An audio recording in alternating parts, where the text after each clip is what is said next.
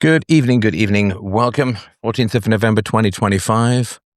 freedomain.com/donate to help out the show. I don't mean to complain about every month, but November is a lean month. And I know the economy's bad. If you can't afford to donate, please enjoy the shows. Ad-free, guilt-free. If you can, help out. I would really appreciate it. Still trying to get the finances back after the staggering half-decade plus of deplatforming. I would appreciate that. And we'll get to your comments and questions in just a second. I see you there, JC. Jeffrey Epstein. So I want you to understand what Jeffrey Epstein means to the world as a whole. So Mike Cernovich and I did multiple shows on this like a decade ago. That's before he was even married. And we talked about the Miami Herald, and we talked about the lawsuit that they brought and that Mike Cernovich brought to unseal the Jeffrey Epstein records. So the fallout is wild. And of course, a whole tranche of emails, 20,000 or so, have been released. And it doesn't look good. It doesn't look good. So let me just, for those of you who don't know, I'll just go this really brief stuff.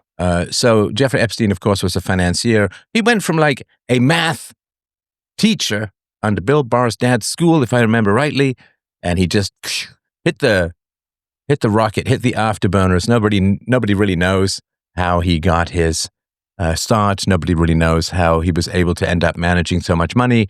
Nobody ever noticed him having particularly brilliant finance skills. But in Palm Beach, Florida, police investigated him after a parent reported that he had sexually abused her 14-year-old daughter at his mansion. So the probe into Jeffrey Epstein uncovered a broader pattern. There were at least, as the father of a daughter, this makes me want to punch the bowels of the stars above. But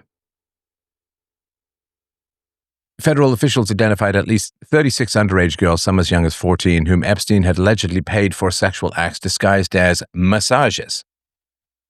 A 2005 police search of his property yielded evidence including phone messages from victims and photos of young girls. Detective Joseph Ricare testified to a 2006 state grand jury that Epstein recruited girls through a pyramid scheme, paying them $200 to $300 for sessions that escalated to nudity, touching, or intercourse, up to $1,000 for sex, and encouraged them to bring younger friends, reportedly saying, the younger, the better.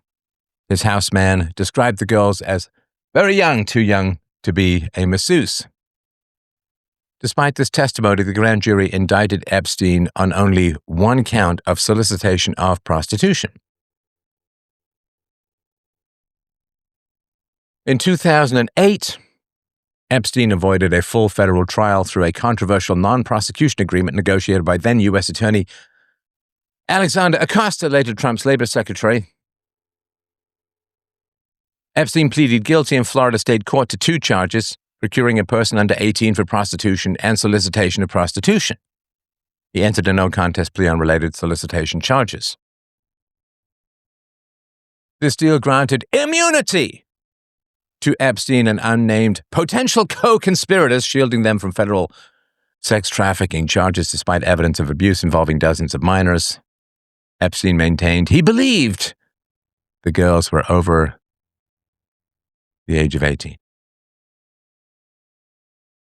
Now, the plea deal was brutal, and you're supposed to not be able to negotiate a plea deal, as far as I understand it, without talking to the victims, but that did not happen.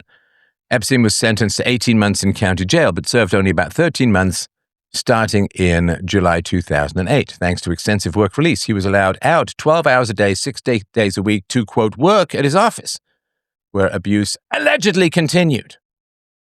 He received special privileges, including an unlocked cell, permission to buy items like women's panties, and massages from staff. Upon release, he faced 12 months of house arrest and lifetime registration as a sex offender. 4 victims filed multi-million-dollar civil lawsuits requiring Epstein to submit to an HIV test and share results with them.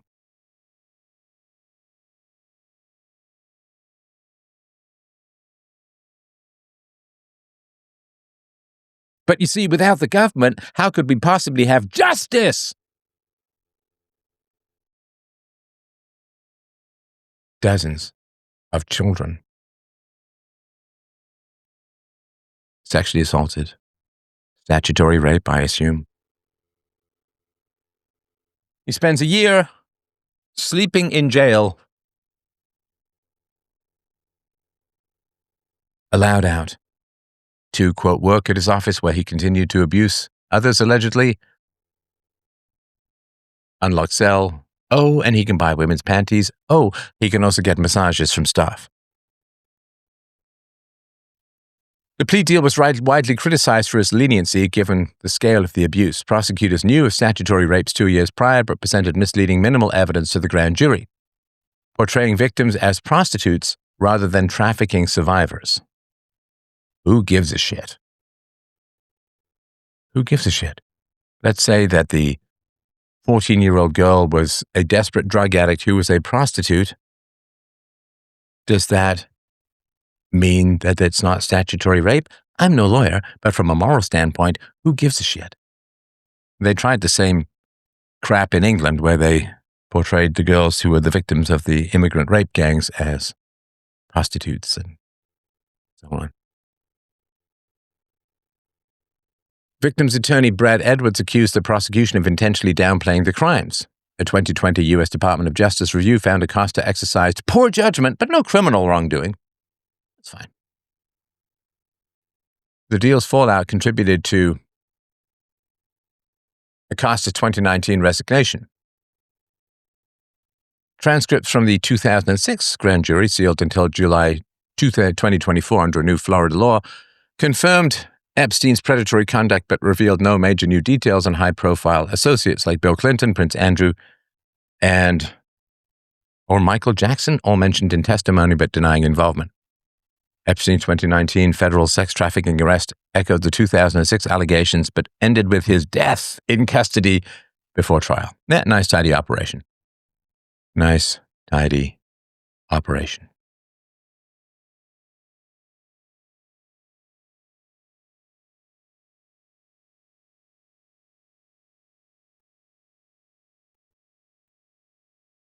Let me just get to your... Next month, someone says it will be 12 years since I first wrote into the show and became an active member of the community. I'm still entertained and finding value. Thank you. Appreciate it. Appreciate it. Our good friend says, Stefan, why did you take that picture of my feet when I met you years ago and then try to play footsies with me under the table? Ha, ha, ha, ha. Megalomaniac. Men, it's okay. I enjoy it so.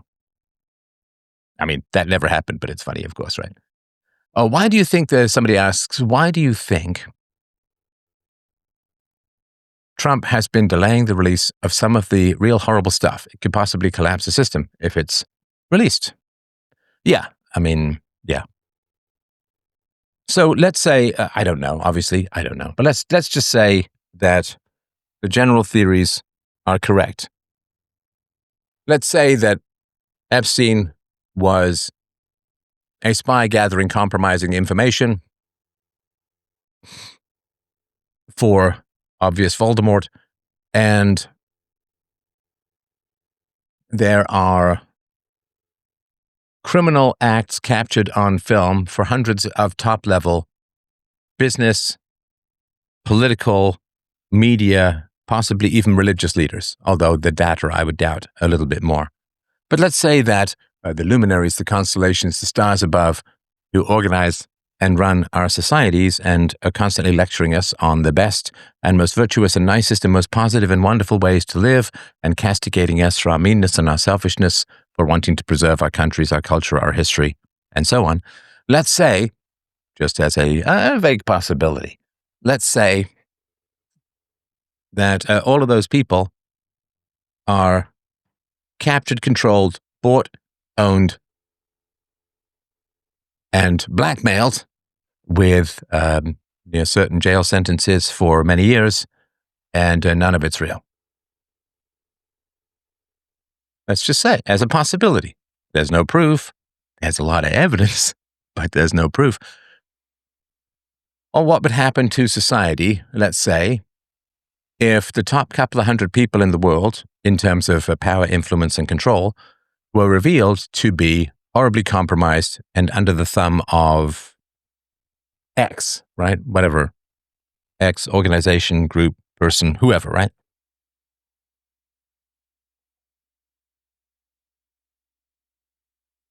What would that do? What would that do to people? And what would that do to the legitimacy of the state? What would that do to the legitimacy of culture? What would that do to the moral authority of the overlords who claim that their only legitimate claim to endless power over us is that they're good and then we're bad, right? Without getting into names, if you've been on social media at all over the last couple of days, you're seeing these endless arrays, these endless flows of emails that are coming out of people like, hey, Jeffy boy, Jiffy Lube. If you could just get your head out of the used women's panties for 5 minutes, I'd love to come down and regale you of tales of this, that, and the other. And Jeff is like, hey, man, long time no see. I'd love to come down and jawbone with you. Oh, the freshly eviscerated corpses of children analogy. I would love to come down and, hey, chat with you. I got some wild stories, man. There's pictures of him chatting away with people, at dinner with people, socializing with people, virtually cuddling with people. After his conviction for the before and above mentioned crimes. They don't fucking care. See, they'll scream at you that you're a racist, Nazi, nationalist, white supremacist, but they don't care. They're very happy to hang with a predatory convicted sex offender who got a sweetheart deal despite the evidence being very strong for dozens and dozens of children who were being trafficked. They don't care. They're fine with it. Totally fine with it.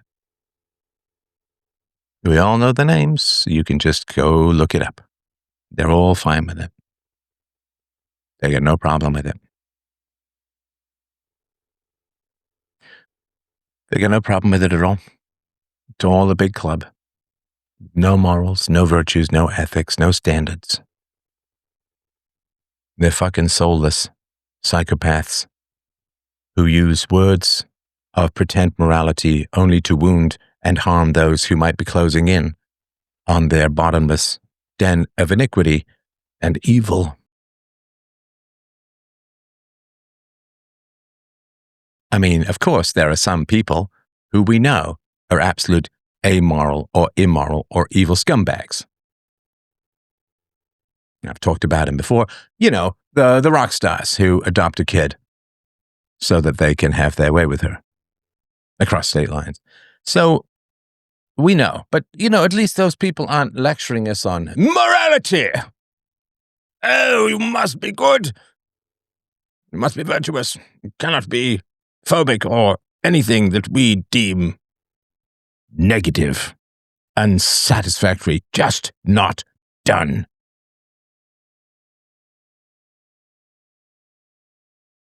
If the mask were lifted, if the bloody hymen curtain were drawn back, sorry for that analogy, that's pretty freaking vivid. If people would, here's the thing, you know, this is a very true statement. He said, priming the pump.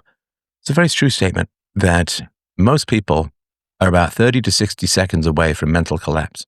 Most people are about 30 to 60 seconds away from mental collapse at all times. This is why people are so jumpy. It's why they're so depressed. It's why they're so anxious. I've certainly had it over the course of my life. Maybe you've had this too, but I've certainly had it over the course of my life where I turn that high wattage perception, brain, and instincts of mine onto people. Sunlight to vampires, man. Sunlight to vampires. Most people, I mean, I write about this in my new novel, Dissolution, which I hope you will check out. You can get the audiobook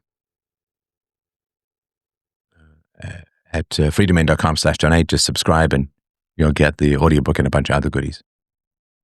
But most people, the women who screwed around in their 20s and can't get a good guy in their 30s and 40s, they are like 30 to 60 seconds away from somebody just taking their illusions and horrible choices apart. I mean, I remember when I was in my late teens talking to someone I'd known for a long time and confronting them with the wrong that they'd done. And they fought me like hell for about 30 seconds. And from seconds 31 to 60, they were doubled down on the floor, barely able to breathe, with horror at their life.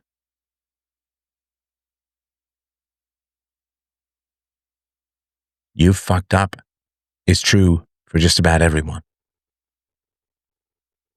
And most people fight and resist that like a cornered, cocaine-addled, rabid Tasmanian devil. Fighting for the future of the universe. They will do anything to avoid the simple syllables that take down their delusions. That's why philosophy has to be banned. So you see, I'm banned, I'm banished, I'm suppressed.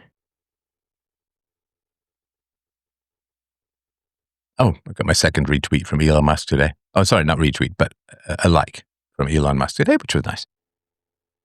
So that's the world that we live in. People couldn't possibly handle it. I mean, the delusion that you live in a sane society that's interested in justice is foundational to the corruption of humanity. And if, again, I have no idea what's going on with the Epstein stuff and all of that, but there were massive numbers of DVDs and videos, we assume videos, in his New York brownstone, and I assume also in Florida, although I've heard more of them in the New York brownstone, Jeffrey Epstein's, massive amounts of video. Cameras in every room. Come on. It's not complicated, right? I mean, everybody knows what that's all about. Everybody knows. So you know the deal, right? You go to the famous Jeffrey Epstein's house. It's like the Playboy Mansion, but even more evil. And the disco is pounding and the lights are flashing and the drinks are flowing and the drugs are flowing. And then there's this woman, girl. And she's all over you. Have fun, man. Enjoy.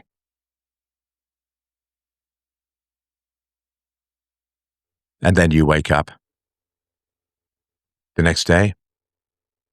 Hey, man, have some eggs. Got some fresh brewed coffee for you, man. Espresso drip. It's really good stuff. We'll be in touch. And you take the plane and you scatter and you go. And then a day, a week, a month, a year later, you get the letter, right? You get the letter.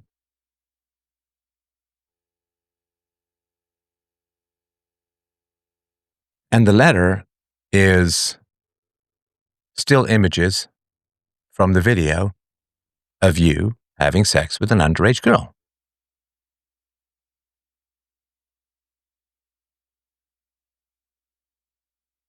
And then at the bottom, I assume, is something like, we'll be in touch. And then you're like, shred this, gotta burn it. Oh my God, they've got the video. And they say, this is the girl's actual age. By the way, here's it's the girl's actual age.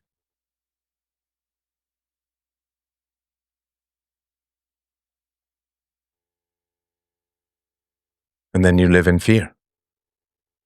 There may come a time when I will ask you of a favor too. Don Corleone style. But without even the vestigial Sicilian dignity. And then there's some vote coming up, there's some power, there's some choice, there's something that you need to do for the shadowy political puppet masters back there in the shadows. Sorry, shadow in the shadows, bit redundant, but hey, I used up all my good writing for my book.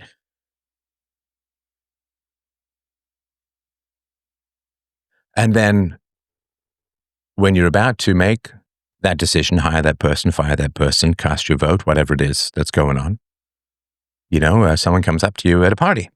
You don't recognize him. Doesn't even look vaguely familiar.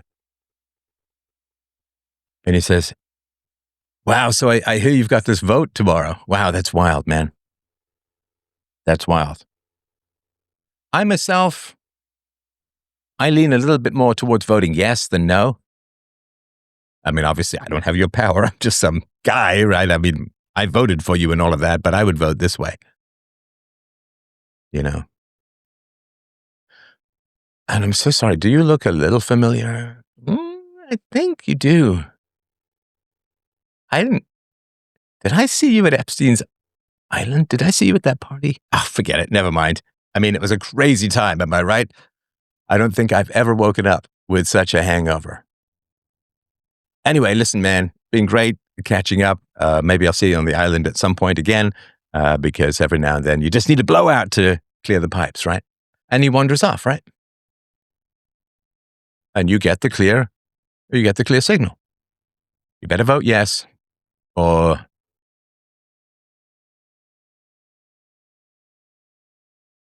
the video comes out.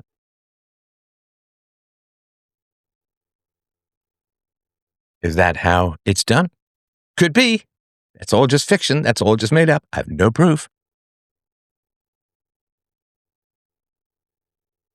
But I think we all know. And what would happen to the legitimacy of our institutions if it was found that in academia, in entertainment, in politics, in business, in law, that nobody of any real importance had very much free will, or few people of any importance? I mean, there's some, right? So that's why they're fine with it. All right, let me get your comments, and we'll get to the callers. Thank you for your patience. I appreciate it. Bum, bum. All right. Why does the left all of a sudden want to release the files when it seemed like they didn't care before? Well, they think they're going to get the midterms, right? And, they're probably right. At this point, they did a search and Trump's name shows up a lot. So they just yeah, right? All they need to do, see, I mean, this is the two worlds that people live in, right? The one world is where people look at source documents and listen to arguments or perspectives that go counter to what is portrayed in the media, right? So, I mean, the fine people hoax, right? The old chestnut at this point, right? That Donald Trump referred to neo-Nazis as very fine people, right? That's just a lie, obviously. It's a complete lie. So there are people who say, well, that seems kind of crazy. And they go look at the actual speech and they say, well, he says, yeah, the fine people on both sides, except the neo-Nazis, they should be condemned totally. But there's, fine people on both sides of the debate about keeping the monument up. This is Charlottesville taking the monument down, right? So those are the people who go to the source documents and think for themselves, just a little bit, probably more than a little bit, but those people, right? And then there are those people who just listen to what lying left-wing media tells them. Those totally different worlds. It's totally different worlds. So the reason that I would assume that they released all of this stuff about Epstein or emails regarding Epstein is that they are perfectly, completely, and totally confident that their base will simply get out of the documents what the media tells them they should get out of the documents. That's it.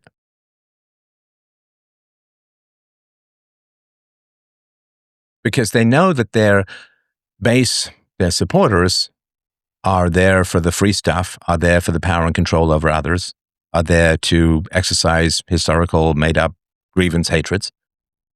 They're not there for facts. They're not there for reason, evidence, thinking, empiricism, or they're not there for any of that. And so if they say, well, in these emails, Trump is the number one cited figure, and they make all these insinuations, and then people would just be like, oh, Trump was doing stuff on Epstein Island, and right? They won't go to the source documents. They won't think. They won't reason. They won't be skeptical. They won't care. They just going to be told to hate Trump, so they hate Trump. See, for those of us who actually think and go to source documents, that it looks like a crazy strategy. Why would you release all of this stuff? I mean, it exonerates a lot of the sort of negative stuff about Trump, but that's because we're looking at the documents. But that's not what at least half the country does. Half the country doesn't ever look at the documents, will simply, honestly, and completely and totally believe that what's in the documents and what it means is exactly what the media says is in the document and what it means. Right? So it looks like a risky strategy if people went to the source documents, but they don't. What they do is they go to the media, and the media tells them, this is what's in the documents and this is what it means. And they're like, this is what's in the documents. This is what it means. And they can't think for themselves because their entire social circle is a cult. And I'm not using that term lightly, but I use it, in my view, in an accurate way.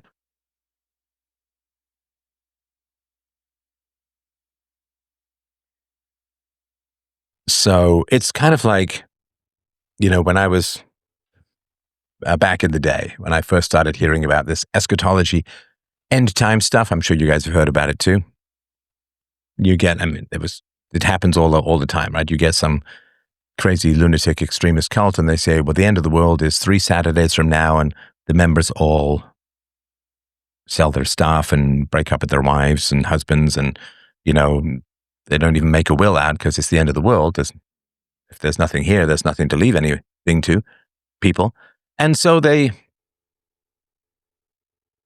go and gather on a hilltop to, one by one, the stars were going out, right? 6 billion names of God, right? So they go up on the mountaintop,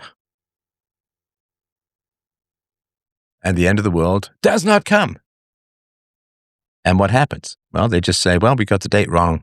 It's 3 weeks from now, 4 weeks from now, a month from now, a year from now. And they just keep doing it, right? So for you and I, it would be like, oh, well, I doubt the end of the world is going to come. But let's say, whatever, Pascal's wager, it is. Then we go up, oh, well, the end of the world didn't come. And therefore, it's a false prophet. It's not true. It's not real. But people don't do that. They just reformulate.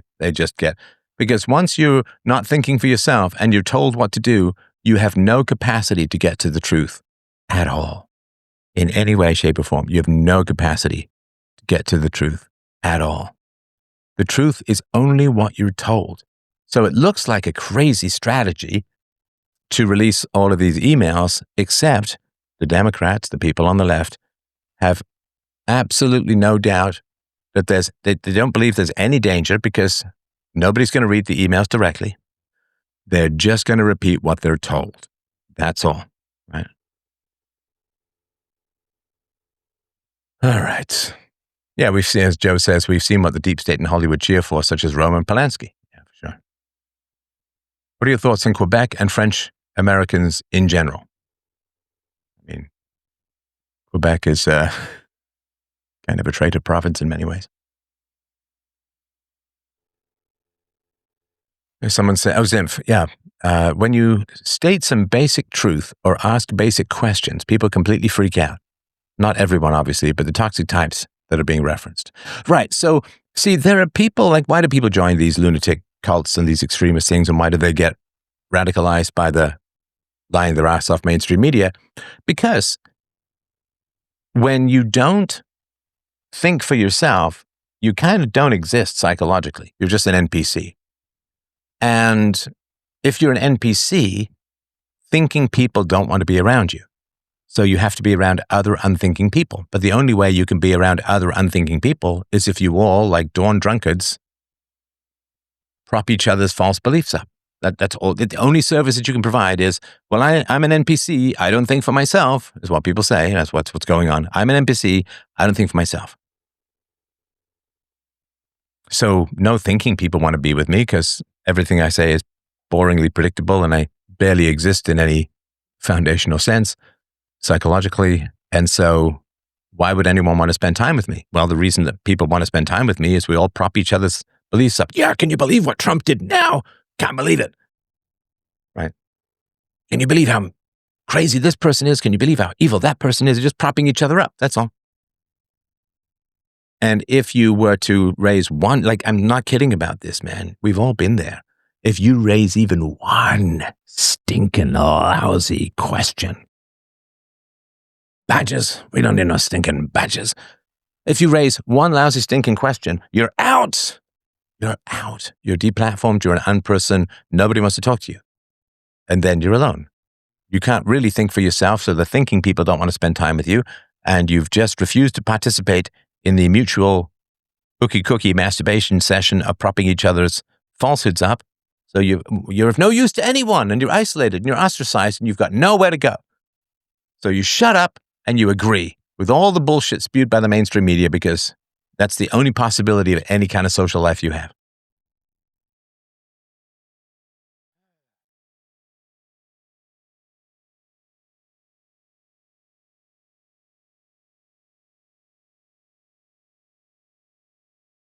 All right. I appreciate your patience. Let me just fondle my nurples and drop in my wee little $15 earbud.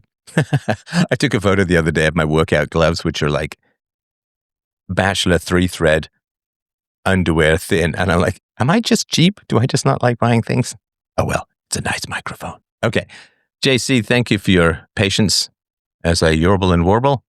I am thrilled to hear what you have to say, and other people have come and gone. Come back. Come back. Don't forget to unmute if you're still with us, my friend. Hello, Stefan. Hello. Mrs. Weatherman, would you tell me what's going on out there? Are you still jamming that song? Yeah, I like the song. It's funny because what that song is a lot about is about what is truth? How do we decipher truth? I want to use an example that I thought about when I was a kid for Christianity, or maybe Catholicism when I was younger. And, there was a priest that explained this to me when I was like 7 or 6 years old. And he said, you have within your lifetime to find God. And I asked, well, what if you're in some other part of the world and you don't have access to the Bible or the Word of God? Well, then what? And he's like, well, you then if you don't find the Word of God, you go to hell. And I remember that making no sense to me as a 6 or 7-year-old. And so I'm thinking now at the current state of the world. And when I was in Los Angeles during 2016, there was many people who were very adamant about the election, and you need to inform yourself, and you need to do your own research. And I remember thinking to myself, well, how much time of my life do I need to sit down and devote to quote unquote finding the truth? Why can't I just look outside and see it? And just like I check the weather and I find out what weather is tomorrow. So my question, Stefan, is are people morally obligated to find the truth? And is it realistic for people to really be able to decipher what is truth? Or are some people just damned to stupidity or ignorance? Where do you feel like you are? The moment that somebody says this is true, they have a responsibility to know if it's true, right? So there's an old line that you don't need the weatherman to tell you if it's raining. Mm-hmm. So it's people staring at screens. Oh, and there's like a whole wall of windows behind them, right? And they say, Is it raining? Let's check the weather network. Is it raining? And they will look on the weather network rather than put their head on a 180 swivel and look out the window. Is it raining? So Ayn Rand called them social metaphysicians. We could call them low T. We could call them NPCs. The people Mm-hmm. who say not, is this true, but do people believe that it's true? Not, is this right, but is it acceptable and approved of by those around me? They do not have a direct relationship to reality. They only have a relationship to other people's opinions, and they live in fear, and that fear they channel into attacking anyone who asks any questions. And so, yes, they absolutely have a responsibility. If you're going to say something is true, then you have a responsibility to know that it's true. And I mean, I don't know if this is still, I mean, you can tell me, you're a younger man than me. I don't know if this is still a thing where when I was a kid, you were never allowed to say because so-and-so told me to. Oh, and if he told you to jump off the Brooklyn Bridge, you'd do that too, right? You would never give the excuse of other people were doing it, other people said it, other people told me to. You were never allowed to have that excuse. And I don't know if that's still a thing. Mm-hmm. Did you ever get that when you were a kid? You're not allowed to use other people said so or other people were doing it as an excuse? Later on in life, when I was around more mature people, but I think growing up, it was do as you're told, because I said so, and I was very confused in that growing up as a kid. But so I think like I was very fortunate when I was 19 or 20 years old to stumble upon you. I had a roommate who said, "Hey, you need to listen to this guy," and I went down the rabbit hole of listening to you, and I read The Fountainhead, and then I read Atlas Shrugged. I was actually on the set of Atlas Shrugged. I was an assistant to Isai Morales, who played Francisco D'Anconia. And sort of ironically, I remember being at his house, and he was walking around reciting the money speech. He was reciting the money speech over and over and over again, and it dawned on me: you have no idea what you're about to say. That you're just saying lines. Like you have no idea what it is that you're about to say and why it's important. So, I mean, if you don't stumble upon someone like yourself, or you don't stumble upon, I'm going to use this as a metaphor, but God, if you don't stumble upon the word of God, like how is the average person, quote unquote, saved by reason and philosophy? Well, let's talk about, I think that the average leftist is further from reality than the average rightist these days. Would you agree with that as a very Yes. general statement?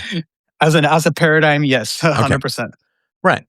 So what is the epistemology of the left regarding Christianity? Not other religions. They seem to love other religions, but of course they hate Christianity for reasons that are kind of too obvious to get into here. So what is the general epistemology of leftists regarding religion? Well, they would say, look, just because a bunch of people around the world believe it doesn't make it true. Just because it's written down in a book doesn't make it true. Just because you were told it by someone else doesn't make it true. So every single scrap of skeptical epistemology they bring to bear on religion, they can bring to bear on their education in the media. So if it's some, pygmy savage who barely has 12 words in his vocabulary, that's fine. Like, I mean, we'd have sympathy and patience for that. Some kid raised by wolves, some kid locked in a cupboard who didn't have it. But all we're asking of the leftists is to say that same skepticism that you have about religion, you should have about media and the government and what you're told. Because it is a competing religion without objective responsibilities, right? So leftism is a religion in competition to Christianity, but without any objective requirements or responsibilities. And so if they say, well, you can't just believe in religion because that's what you're told, it's like, okay, well, you can't just believe that January the 6th was just an automatic insurrection where people tried to take over the most powerful and heavily armed government in human history by wandering around without any weapons. I mean, come on. That's not a thing. And so it's simply saying you have this methodology which you believe and accept already with regards to religion, Christianity in particular. So just take exactly the same methodology of skepticism and not believing things just because you're told, and not believing things just because they're popular, but believing things because they're actually true. Just take that exact methodology and tootle it on over to your belief in education, the media, and the government. That's all. In the same way that we would say to atheists, that skepticism that you have about religion, well, take it to your new god called the state. No! Impossible. Impossible, right?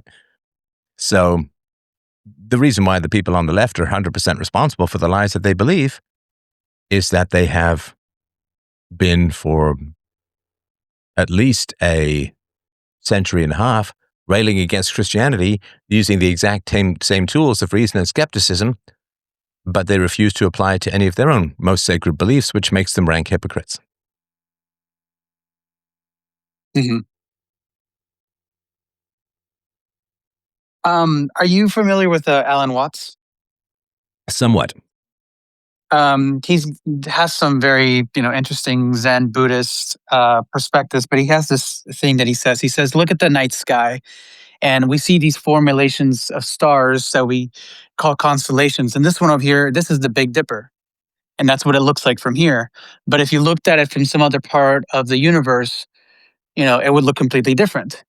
Therefore, there is no such thing as the truth. It's just a perspective from which you view things." And while I do believe there is truth, I mean, like the whole Epstein thing, like that just to me is a big, glaring neon sign that we are being lied to by the worst amongst us. Okay, hang on. Let's go back to the constellation thing. Yeah. So we see the Big Dipper, and that's how it looks.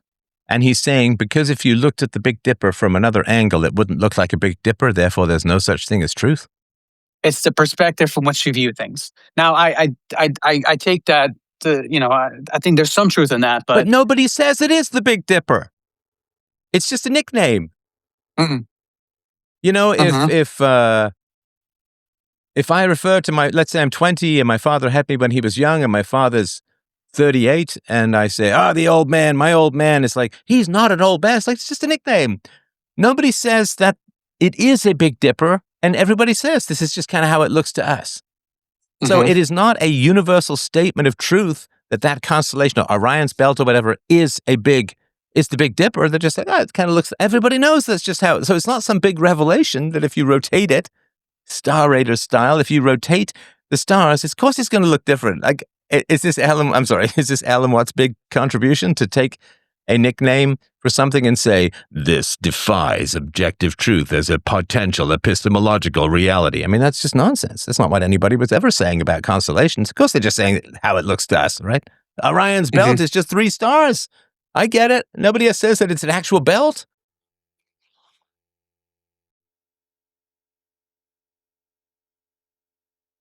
No, you're right. I guess I'm really fighting with the idea of how does the average person really wake up, and like how are we able to decipher what is true? Like, how do we figure out anything with this Epstein thing? Like, what do we derive from it other than the fact that we're being lied to? Let's go back to Alan Watts. How did he die? Oh, I'm not sure. Well, he was a chain smoker.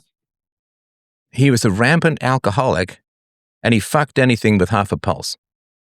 Oh, wow. How many marriages did bro have? No idea. 3 marriages.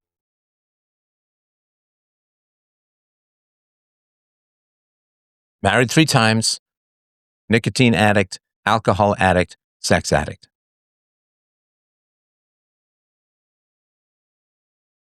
He's the Big Dipper.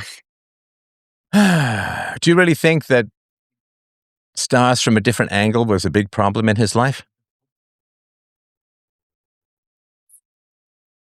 No, and I think the metaphor he's talking about is just the perspective from which we view things. Well, but that's blindingly. Oh, I love this picture. Because I made fun of him a couple of months ago on X. The picture where he's got his hipster beard, and he's got his love beads, and he's got his hipster pipe. And it's just like, what a pretentious douchebag. Sorry, I mean, if you like him and all of that. And, it's not like I've read a whole bunch of his stuff. But, I mean, it's cheesy ass pseudo-philosophy. It's deepities. I mean, listen, and I'm if you get things of value from him, I would certainly love to hear it. But this guy's like, if we looked at a constellation, it wouldn't look like how it looks to us. Ooh, wow, amazing, right? I mean, that's childish. Not you, but that perspective. That's if you look at a cube from a different angle, it looks different. If you look at a sailboat from the top, you can't see the sail very easily. It's like, okay, is this like philosophy or what? No. And he certainly didn't solve any of the moral issues in his own life. He ran roughshod, breaking women's hearts. He fucked everything that moved. He had 7 children, 3 marriages, 1 annulment, if I remember rightly, and was a triple addict. I mean, I would not consider that a man of great moral strength and character. He was a hippie, and a pretentious hippie, in my humble opinion. I could see that. No, I definitely, I think that's definitely a different way to look at it for me now too. One thing that he pointed out, or maybe even not him, but just in the Zen perspective, that just there are people who are just asleep, and that's just the way life is. There's no reason behind it. It's just the way the universe has come about, and we can try to make sense of it. So, But again, saying that there are people who don't think is scarcely a philosophical insight of the gods, right? It's not like UPB or something, or right? Right. And let me take Alan Watts off the table for the moment and use my own thinking. Going back to this big idea of truth, if you had a microphone and you could speak to the entire world, Stefan, like what would you want people to really consider with regards to truth, and maybe how it relates to this this Epstein thing?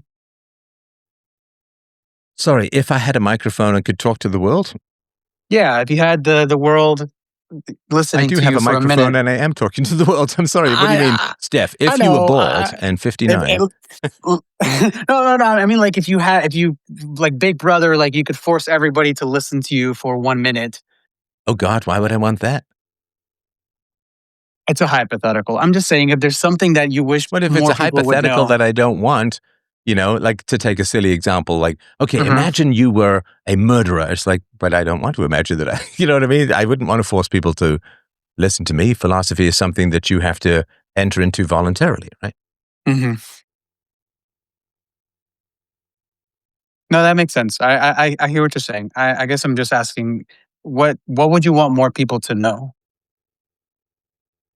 Um, I mean, I'm not sure what the question is because I talk about the things that I think are the most important in my 6,500 shows.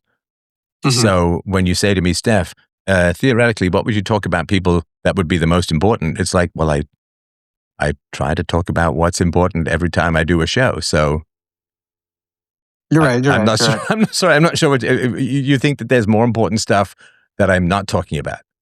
No. You're right. You're right. I'm understanding now as I'm asking this. I don't Okay. think there are too many Zen Buddhists who are triple addicts. And I assume with 3 marriages and 7 children, there was a fair amount of neglect towards his children, to put it mildly. Hmm. And I don't think that he followed any objective moral standards.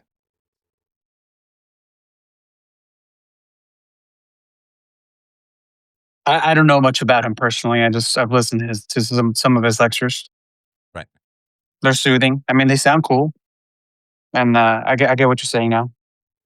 He did experiment with psychedelics, mescaline, LSD, cannabis, and so on.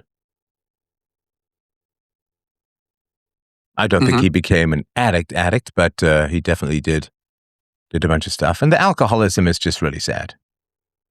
I mean, nicotine I can kind of get, I guess, but it's pretty tough. When you have 7 children, you kind of owe it to your children to take care of your health, wouldn't you say? Yep. So Agreed. he was kind of an asshole that way. Anyway, sorry. Is there anything else that you wanted to mention? I appreciate the call back, and I hope that your singing is going well. Yes. No. I'm just in a big question of this whole Epstein thing and just what to make of it. So I appreciate the time, and I'd look forward to hearing more about this. All right. Well, thank you very much. All right. Drago, what is on your mind? Hello, Stefan. Hello. Well, briefly, yeah, that's interesting. Wasn't my main question, but just want to observe how this implicit point that we've artificially separated a virtuous lifestyle from someone's ideas, and I think to your point, right, implicitly, if someone lives a lifestyle like that, uh, we should question the ideas because a virtuous life should correspond with good ideas. Well, he's Ultimately. an outright hedonist, right? I mean, so as a hedonist, he is not bound by any objective moral standards. He does what he likes. He does what he feels like, which is childish, selfish, animalistic. Animals do what they feel like without reference to any external moral standards because they can't process them. So either he was amoral, which is to say immoral, or he had objective moral standards that he completely failed to achieve. I mean, I don't take diet advice from people who are 300 pounds, and I don't take philosophical advice from triple addicts with 3 marriages who neglect their children. Yeah, absolutely. Well, my question here would be if let's say there are two types of mistakes we can make, and which one would be worse? If we can say, is it the mistake of hallucinating something that's not actually there, or the mistake of being blind to something that actually was happening? And I know it can be very context dependent, but I'm just curious, just based on your intuition, how would you kind of rank, like which mistake might be more devastating, if we can even I answer don't know that? what you mean. Are you talking about hallucinations, psychosis, when you see things that aren't there? I mean that in our search for truth and just understanding reality, when we die, that there'll either be some things that important things that we missed, like wow, I that thing was true and I was blind to it. I just didn't even know.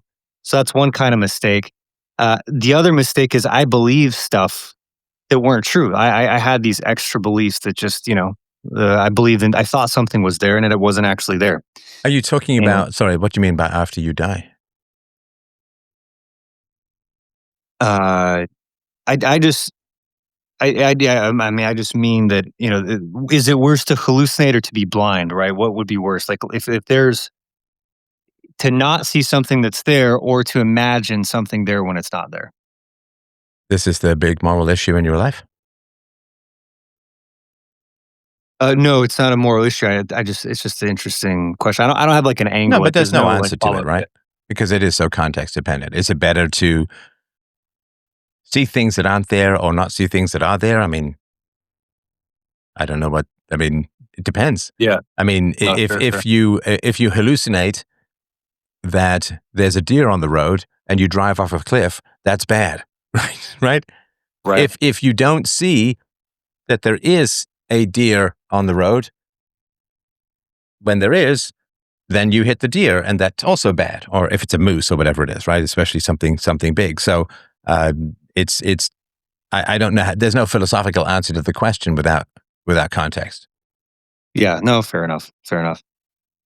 I appreciate that. Yeah, I guess it's more of like I feel like our default states on average, like from a personality perspective, um, we like it's, yeah, I guess it's more of like is this a personality feature right? Where different individuals will lean one way towards the other. It's like the air, like a false positive versus a false negative, right? And to your point, in a context, right, it does make a difference. So false positives can be worse in a situation. Well, we'd have to think like of a medical situation, but right, it's the consequence of a false positive versus a false negative, and then risk tolerance for making one or the other mistake. Right. Okay. Is there anything else that you wanted to mention? Well, I guess lastly, to tie it in, this was on my mind, but you have me thinking what makes this practical. I guess with the Epstein thing, that would be, as we run it through that lens, right? Is it a mistake for people to be blind to something that's actually going on, or if they're hallucinating and imagining something extra beyond what was actually happening? What would be a worse consequence with the Epstein? Which I guess would mean the extent of the depravity, right? That the depravity is worse than we even realize, or do we overestimate the depravity? I suppose would be the one way to apply that principle to today. You're not depressed, are you? Am I depressed? No, not at all. Yeah, I don't quite understand what the questions are about. Is it better to overestimate or underestimate Epstein's depravity? I'm not really sure. I'm sorry if I'm being dense and missing something. I don't know what the question is. Is it, I mean, the whole point is like, is it better to go too far north or is it better to go too far south? If you're supposed to be going east, is it better to go too far north or is it better to go too far south? Like, I don't understand the question. I mean, I don't know. I mean, if to the south is a bunch of reefs and you're going to crash and sink and drown and be eaten by sharks, that's bad. Right? I mean, is it better to veer off too much to the left or is it better to veer off too much to the right? Well, we just want to try and stay on the straight and narrow, don't we? I mean, why would an error on either side be better or worse than the other without further context? I'm sorry if I'm missing something. Well, yeah, no, to your point. So that analogy, right? Left or to the right. So if to the left off of the road, it's like dirt road. It's like, okay, that's not ideal, but whatever. But if to the right is the cliff, we would say, well, if you're going to make a mistake, might as well veer a little left. It's not that big of a deal. Maybe there's some potholes, but you're not falling off the cliff. So I guess, yeah, is there an asymmetry, in the road that we're navigating right now in society? Is there an asymmetry for like, if you're going to veer off, like you should stay straight, but we're not perfect. So should you lean a little to the left or lean a little to the right based on the current topography of like what's happening in society? Again, I still don't understand the question. It's like saying, well, there's something on the road. Should I drive to the left or should I drive to the right? I mean, it's impossible to answer that question without knowing what's on the left and what's on the right, if that makes sense. Sure. No, fair enough. I also can't believe that anything this abstract is your primary moral issue in the world. Well, I'm just a very abstract thinker in general, which maybe is one of my problems. But no, I appreciate it. I understand. It's not specific. Like I said, specifically, I suppose we could formulate it in terms of like Epstein here, but I'd have to think about the question better. So it's fine. I understand. I'm not specific enough, so I'll hop off. Okay. Thank you.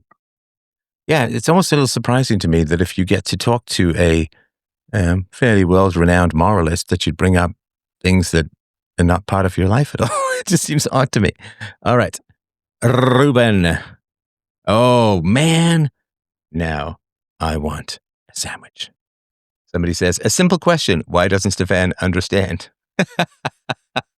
Yes, that's right.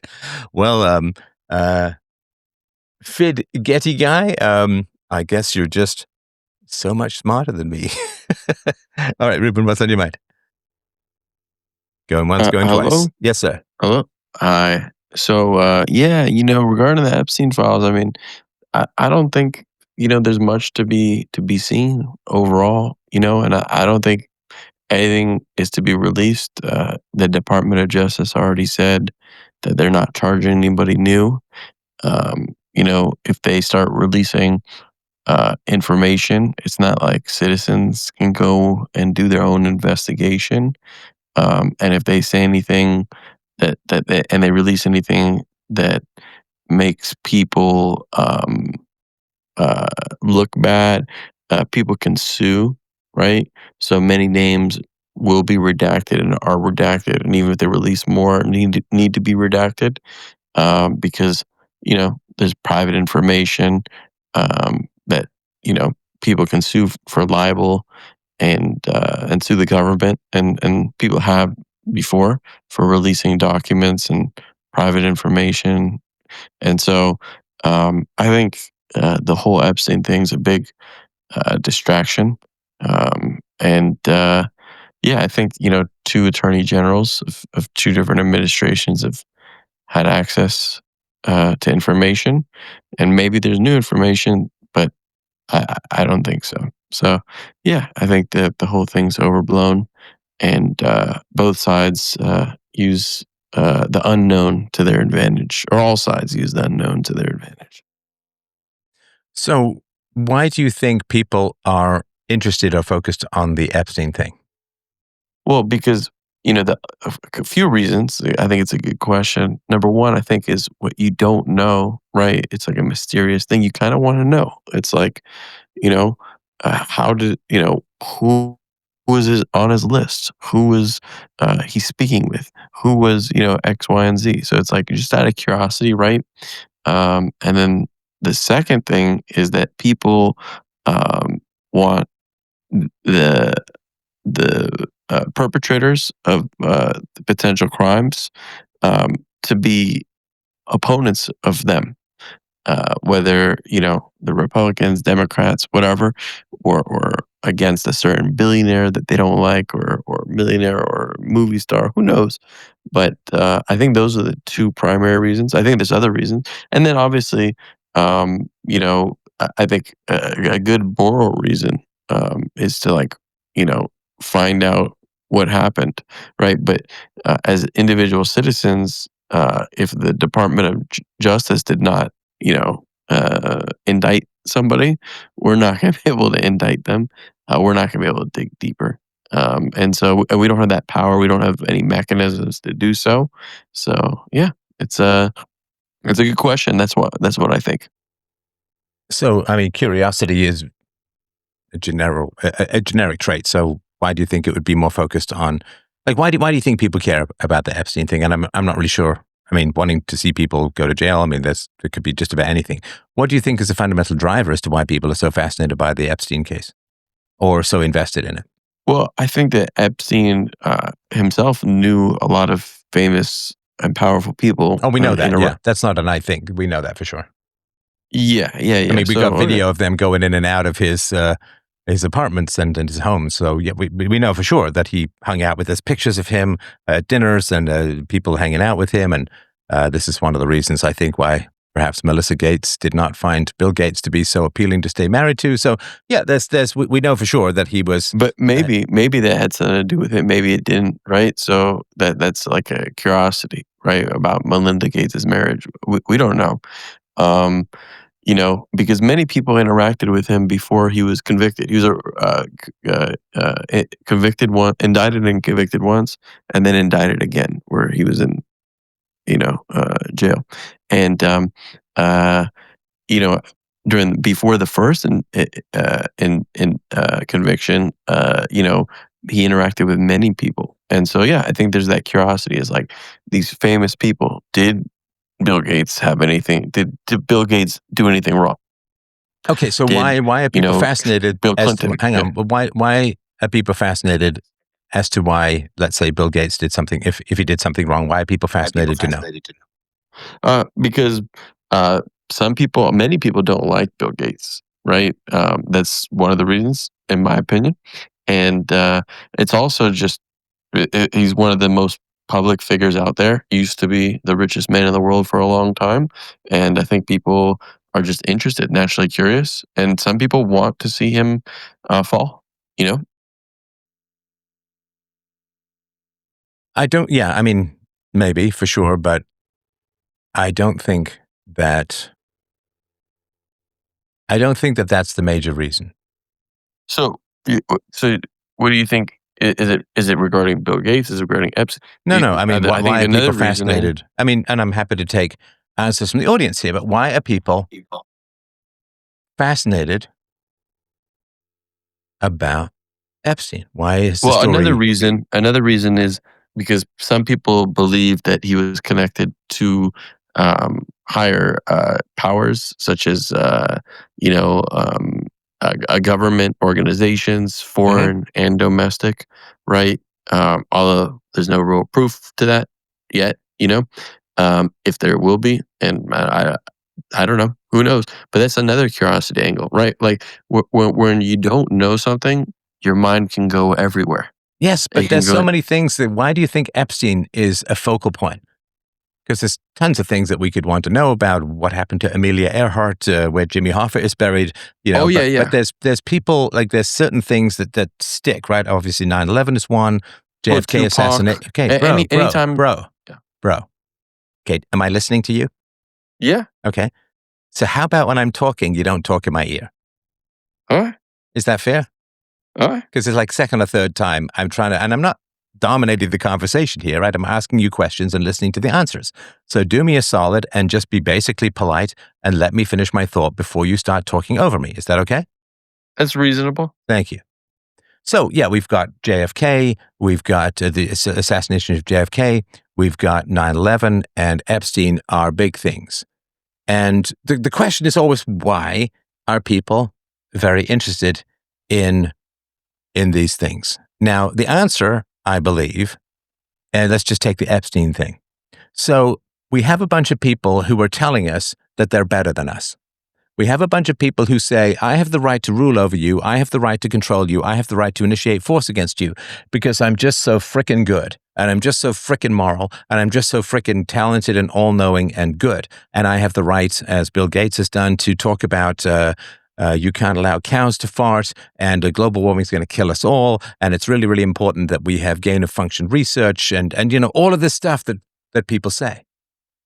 And I think, in general, if people have good expertise, then we listen to them, right? I hope people listen to me about philosophy and obviously think through yourself. But, if there's some guy who's got a really great ripped viper ab physique or whatever, yeah, he can tell me.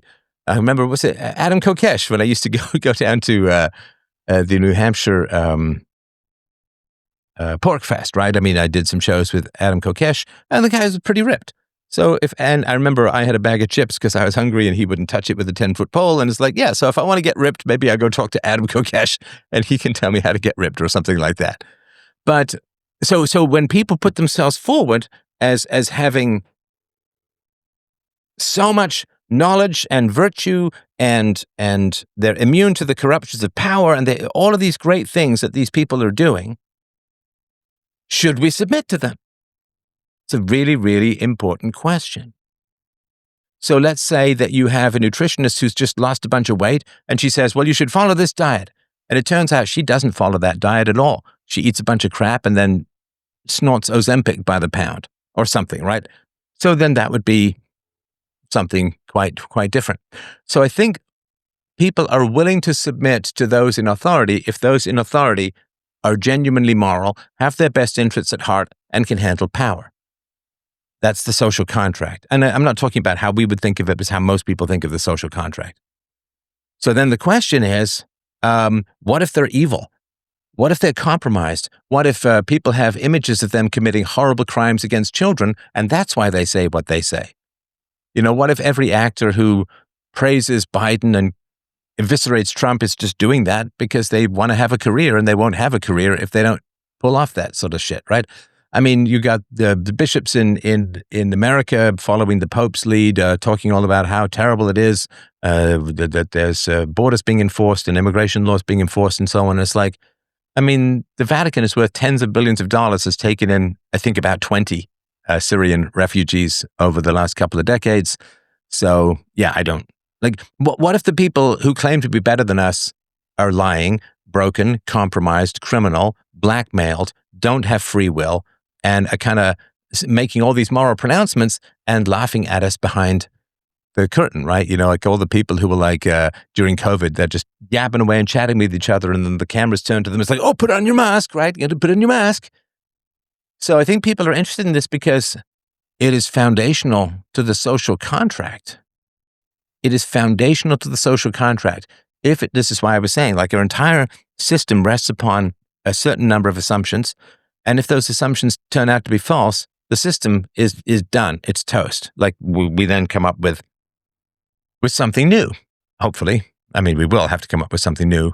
So those in power rely upon us looking up to them and voluntarily obeying them. Because if they have to enforce all of their commandments, won't work. Because it's impossible to force hundreds of millions of people to do what what you want them to do. So they have to look up to you and be willing to obey you because they think you're hot shit in the moral realm and so good and wise and brilliant and educated and in the know and you can't be corrupted and right. So if it turns out that the people who are in charge of us are just a bunch of compromat-controlled, hedonistic parasites who've committed horrible crimes and are being blackmailed, the entire social contract, as we know it, breaks down, which is why I think that there's not much coming out on the Epstein side. But sorry, go ahead. Yeah, so respectfully, I mentioned, you asked me why. I think, I said that people may have like animosity towards people like Bill Gates. And from what I've heard from you, this is the first time I'm listening to you, it sounds like you have some of that animosity towards Bill Gates. And, for the things he said regarding the cow farts and the gain of function and other things like that. And then, you would like to see him be part of this. Well, sorry, I don't know. I don't know what you're talking about. Hang on. What do you mean? So you think it's just like Schadenfreude, like I just dislike Bill Gates and want to see him taken down a peg? You think that's the level of discourse that we do here? Well, it sounds like no. Don't give me a sounds like, because I didn't say any of that. So that's stuff. It sounds like you would like that. We're going to do this thing where I talk and you listen, right? You already agreed, right? Can you keep your word for 5 minutes at a time? Yeah. Okay. Yeah, No, you need to not talk when I'm talking. Otherwise, it's not a conversation. Do you understand? Yeah, go ahead. Yeah, you sound all like, well, if you want this crazy thing where you don't want us both talking at the same time, I guess I'll do it. Kind of annoying, right? So we don't do the discourse here, as in, I dislike a particular individual, right? As the old joke goes, when Bill Gates was worth $100 billion, people said, Bill Gates is worth $100 billion. Apparently, a good haircut, it costs $101 billion. So I don't care about Bill Gates as an individual. I don't care about his wealth. I don't care about his marriage. I don't care about him as an individual. If he says that my daughter needs to be enslaved to the tunes of trillions of dollars of taxes and debt, and if he says that we should have more gain of function, which, seemingly potentially unleashed a worldwide pandemic, and the next one could be far worse, then he's directly threatening myself, my family, my interests. So taking it to like, well, I just don't like the cut of his jib is kind of crazy. If there are legitimate moral grievances against someone like Bill Gates, then there's a category called corruption and immorality, which I hate. I hate corruption and immorality because I'm a moralist, right? That's what we do. We love virtue and we hate evil. So if there's a category called corruption and immorality, and Bill Gates is in that category, we hate the corruption and the immorality. We don't hate Bill Gates as a person, if that makes sense. Yeah, it makes sense. But, you putting that person as corrupt, right? That person, and I won't use his name, likes gain of function, likes preventing cow farts. That doesn't mean that they're are immoral or corrupt. And so I think it's where I think you kind of made a jump on that. And so, yeah, I think so that hang on. if we were to switch out hang on. So what is gain of function to you? What is gain of function research? Gain of function is where an organism is artificially gaining a function. But that's just repeating the phrase. What does it mean then? No. But okay, so it's changing the DNA of an organism to gain a whatever you want to call it, a method that it does not already have. So that could be creating a new protein. It could be creating. Hang on, sorry to interrupt. What is the function that is being gained? What are they trying to do? In the case of COVID, or just in general? Gain of function in general.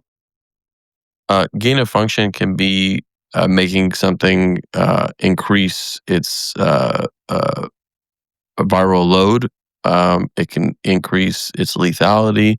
It can increase, There's a lot of different. There's no one thing that it's looking for. Okay, so one of the things that happens with gain of function is they take a virus that does not easily infect human beings and they make it easily infect human beings. Correct. Okay? Yeah, that could be one of the ways that gain of function is used. Yes. Do you think that could be a little fucking dangerous? Yeah, of course. Okay, Yeah. do you think it could get millions of people or tens of millions of people or hundreds of millions of people get very sick or die? Yes, but I'd like to add another point that it could also be used as research to prevent those tens or hundreds or millions of people or tens of millions of people from dying. So, yeah. Okay, has that happened? Has gain of function ever been used? What? No, of course it's been used. Has gain of function ever prevented or solved any particular potential worldwide pandemic or illness? That I know of, not yet. Okay. So let me ask you this. Do you think in a free market, if scientists came along and said, you know what we're going to do? We're going to take a bunch of viruses and we're going to engineer them to much more easily infect and be transmissible between human beings. We're going to need you to fund this. We're going to need you to voluntarily send your money in, your PayPal or whatever. Do you think that people would do it? No. Right. So it is against the will of the people because it's enforced, right? The taxes are forced out of them and handed over to the Wuhan Institute of Virology, which was co-built by the French and was dealing with some really satanic kind of bugs and viruses and had the same level of containment protocols as your average dentist office, right? So it is dangerous stuff that people would not voluntarily fund, which means it's predatory and against the will of the people, and has, of course, we saw this. I mean, I personally believe that the COVID-19 came out of the lab, right? The idea that it emerged 400 feet from the only level 4 bioweapons lab in China, where they wiped out all of the public databases immediately afterwards. The idea that it just emerged there by accident, and they've never found the pangolins, or they've never found any other avenue of transmission between animals and humans. And of course, it didn't slowly become better at infecting humans. It arrived fully formed, able to infect humans very easily and very deeply. So that fucked up the world, right? Yeah. That destroyed people's human rights. It has destroyed fertility. It's harmed people's health along with the vaccine. It has been an absolute catastrophe for young people. It has shaved IQ points off. It destroyed people's social lives, their dating lives. There's infertility issues, myocarditis issues, you name it, heart issues of other kinds. It goes through the blood-brain barrier. This is just the vaccine, an absolute catastrophe for the planet as a whole. I think I agree with you on the specific COVID-19, incident that happened, and obviously, A bit more than an affected- incident, wouldn't you say? Yeah. I would say catastrophe, right? But that doesn't mean. And by the way, gain of function. I was looking. For example, I said no, but I know that, for example, they've used gain of function on like influenza, which is the common flu, and You mean the influenza vaccine? Yeah, But the influenza vaccine has the influenza vaccine has. You talked about interrupting. Yeah, the influenza, because if you're going to say something that's incorrect, right? So if you say, hang on, if you say 2 and 2 make 5, then I have to interrupt you because everything you say after that is not valid, right? So the influenza, hang on. So the influenza vaccine, according to what I've read, actually has older people be more susceptible to influenza. So the validity of the influenza vaccine is highly doubtful. All right. Well, it may be highly doubtful to you, but No, not to me. No, but don't do to me. I do think the stats show that the influenza vaccine is, valid and helps people. So you can look up that. But yeah, I was saying gain of function, and just because something is negative. You could say, oh well, nuclear weapon. When Oppenheimer was looking into his nuclear bombs, like nuclear technology is really negative. But also, there's like nuclear energy. So with many types of technologies, there are pros and cons. But overall, I think this thing that, my original point was not anything to do with gain of function. But I, I'm willing to talk about it. I do think that it's good for science not to be stopped and to continue. And with any technology that could be used as a weapon, there's also ways to prevent the weapon and research that can come out of it for the good. Sorry. Do you not? Sorry to interrupt. Do you not believe that there's immoral scientific research? I do in regards to uh, testing on, I would say, conscious beings. Yeah, I think that there is immoral things that you can do on conscious beings. Okay, so not all science is moral, right? Uh, correct. Yeah, yeah. Okay. So do you believe that the COVID vaccine was moral or not in terms of violations of the Nuremberg Code and other moral issues, the claims of safe and effective based upon data that was supposed to be hidden for 70 years and so on? Would you say that the COVID vaccine, and I'm not saying vaccines as a whole, I'm not even saying about its effectiveness or anything like that, but do you think that stripping people of their jobs and rights to travel and locking them up in their homes, unless they take what was, of course, a very experimental therapeutic, do you think that that was moral? Yeah, I mean, I don't think that was moral. Yeah. Okay. So if the gain of function produced COVID-19 and COVID-19 produced an immoral rollout of the vaccine, then it was deeply wrong, wasn't it? The gain of function incident that that the lab leaked the virus was wrong. Yes. Well, but that led to the vaccine. Your analogy would be like Oppenheimer created the nuclear bomb, and because he created the nuclear bomb, if a country uses nukes on another country, then Oppenheimer is to blame. No, I don't know. I don't need an analogy when we're making a rational argument.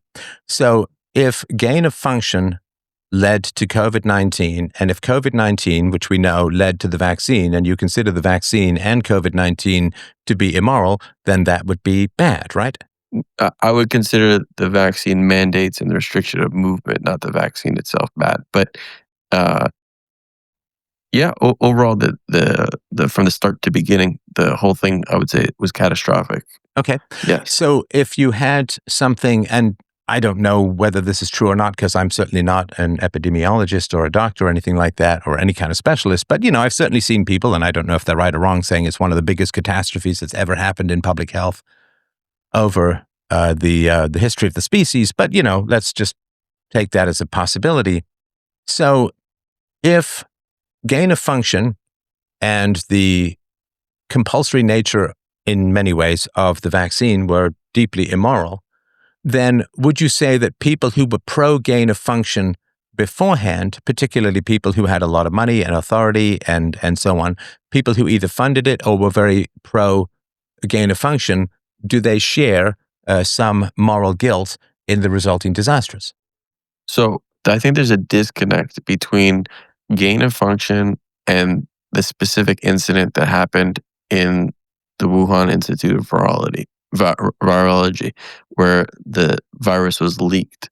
That, right, if that had not happened, right, gain of function would not be immoral, right? So it would, it according, like, I don't understand your train of thought, because it's like, if the viral if gain of function in itself without creating a virus that leaks in a controlled setting and potential use cases that are improving people's lives and creating new medicine and combating future diseases and creating cures for future diseases or vaccines is not necessarily a negative thing within itself.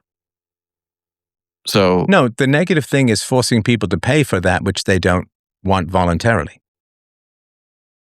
yeah, I would agree regarding the vaccines being forced. So I think you're talking No, about the two funding different for it. things. I mean, even the funding for gain of function comes from taxpayers who otherwise would not. That's why I asked earlier, would you voluntarily fund gain of function research, right? And you said, No, but I also wouldn't voluntarily fund weapons research. Also, I wouldn't fund defensive weapons. I wouldn't voluntarily fund anything. sorry, so you wouldn't ever buy a gun or something which you a pepper A spray. personal item. I'm sorry. Are you just? I'm just trying to finish my question, if that's all right. And I don't know if you're in the States or not, so you could be in a country where it is tougher to get. Okay, so you said you wouldn't buy a defensive weapon or you wouldn't fund a defensive weapon. No, for a defensive weapon for somebody else, not a personal defensive weapon, sure. But if you had a son and he couldn't afford a gun but lived in a dodgy neighborhood, you wouldn't buy him a gun or give him the money to buy a gun. I mean, if I trusted him, sure. But your analogy is not the same thing. Okay, don't tell me what my analogy is or is not. You said you would not buy a defensive weapon, and I asked you if you would buy a gun. Is a gun classified as a defensive weapon? I would buy a defensive Hang on. weapon. No, you need to answer my question. That's how this works. Is a gun classified as a defensive weapon? Yes, and defensive, both. Yeah, sure. But I mean, we're talking about defensive weapons. So I just wanted I don't know if you're an extreme pacifist. I don't know. Right? We're meeting for the first time. So if you say I wouldn't buy a defensive weapon, I wouldn't fund a defensive weapon, I have to know if you're an extreme pacifist who wouldn't buy any defensive weapon or if you're talking about something else. That's a reasonable question to ask, isn't it? No, because your original assessment was asking me, would I voluntarily support gain of function, right? And I said, well, there's many things I wouldn't voluntarily support and just give my money to, such as something defensive or offensive weapons for somebody else, right? Gain of function does not directly affect me, and I don't see the exact immediate, use, right? Because future research needs to be done, right? So I wouldn't voluntarily. There's many types of technology that are in its early stages that I'm not just going to go and voluntarily fund. Sure. And I agree with that. And I don't think you should be forced to fund something. I don't think that guns should be put to your head and you should be forced to fund things. Would you agree with that as a general principle? That nobody should be forced to fund things that they don't want to? I think that logic would implement that no taxes should ever be taken from anybody. Yes, And correct. That is correct. So I disagree with that. I am on lower taxes relative, but not no taxes. So yeah, I disagree with your logic. Well, it's just a principle. It's not Right, it's so I just agree it's a moral with the principle. principle. You're right. It's a You're moral right. It's not principle. logic, It's a it's moral principle. principle. It's a moral principle that says it is evil to initiate the use of force against others. So it's just a consistent moral principle. I mean, you can break that moral principle because you create this magic label called taxes, but it doesn't change the interaction or the morality of the situation. So I disagree with your moral premise that you should never initiate, what was it, violence or the use of force. The use of force on somebody. I think that there are many reasons to initiate use of force on somebody. Okay, go ahead. Yeah, like self-defense, right? No. Come on. That's not the initiation of the use of force. That's a response to the initiation of the use of force. So self-defense is perfectly moral and valid under the non-aggression principle. So we're talking about going up and belting someone with a baseball bat, not using force in self-defense. All right. So, yeah, I mean, okay. So you agree self-defense? Yep. Now, okay. So then I also think compliance for if somebody's stealing, for example. If somebody's stealing, right, use of force is warranted against them.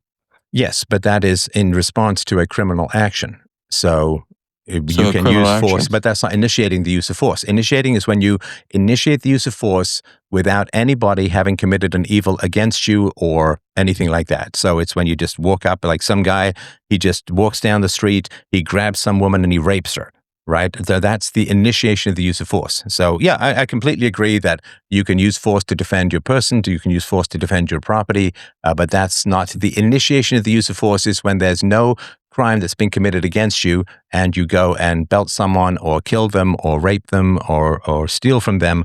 That's the initiation of the use of force. Yeah, but you said the initiation of use of force in regard to taxes, right? That was the original part. And so, for example, if somebody's stealing if somebody's taking all the resources, every single resource, right? All the oil, all the copper. Sorry, I don't know what you mean. What do you mean taking? I don't understand. If somebody's collecting all, What do you mean by collecting? Do you mean they're going to a gas station and they're stealing gas? Well, that's theft. No, stop them. yeah, correct. Or Yeah, not so you stealing. would stop them. Yeah. Well, no, okay. They're even mining the copper from the ground, right? Well, okay, hang on. You can't just make these statements and then just go on like we completely in agreement. Well, but I haven't finished. No, but point. If I don't understand at the beginning of your thought, there's no point me continuing listening because I don't understand the beginning. So are you saying, because I've actually done prospecting and gold panning, I don't know if you know how it works, but you have to establish a legal claim to the property before you start creating a mine. And you do that by, first of all, you stake around it and then you register it and so on, right? So somebody can't just go and create a copper mine in your backyard or my backyard because they'd be trespassing and it would be illegal. So, no, hang on. I'm not just talking to you. I've got to explain it to the audience as well, right? So if somebody is, has gone and staked out the claim and they've got a legal right to the land and they go and they pass the environmental audits or whatever they need to do, they're not stealing, right? If they create a copper mine. Yeah. Yes. But the issue is is there any legality in enforcement if there's no taxes? So your hypothetical doesn't make sense because there's no taxes. So okay, don't tell me what doesn't make sense just because you don't understand something. I've been working in this field for over 40 years. This is probably the first time that you've had, the arrogance is pretty wild, right? So it doesn't mean that I'm right. I'm just saying that I've written entire books on these subjects. I'm an expert, a world-renowned expert on the field of voluntary economics. So when you just tell me that my argument doesn't make any sense, it's pretty arrogant, right? It doesn't make any sense to me. How about that? Okay, it doesn't make any sense to you, but that's a very different matter, isn't it? To me, it doesn't make sense. I'm not sure what you want. If you say your argument doesn't make any sense, that's an objective claim. If you're saying I don't understand your argument, that's a different claim, right? Everybody's argument makes sense to them.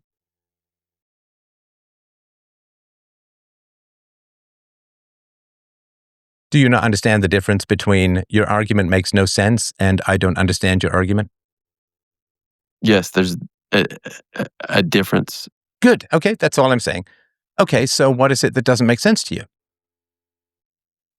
Your basis for this this part of the discussion is to say that the gold mining gold, if you apply for an area to mine gold, then that's your area according to the law.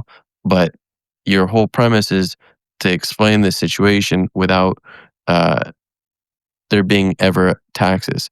And in your utopian world view, right? And your principle. And so there's no enforcement of these legalities without taxes.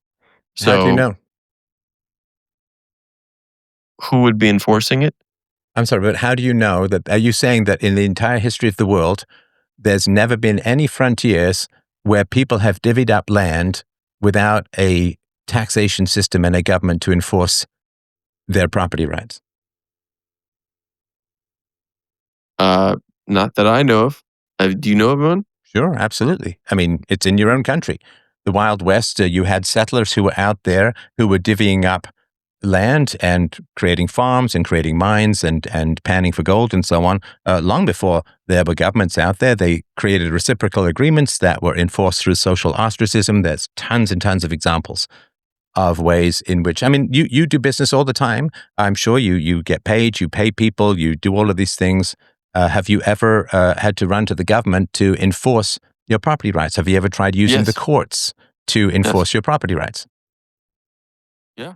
Okay, give me, if you don't mind, give me an example of when you've used a court to enforce your property. I sued somebody for stealing. Okay, so you sued somebody for stealing. Did you use small claims or regular court? Yes, small claims. Okay, right. So that's exactly how it works, right? So the way that it worked, I've got a whole presentation on this called the Wild West. Somebody paid the judge. I'm sorry? Somebody paid the judge in small claims. I don't know what you mean. Somebody paid the judge in small claims. So what I'm saying that regarding taxes is to have any type of small claims or the whole system of small claims court would not exist without taxes.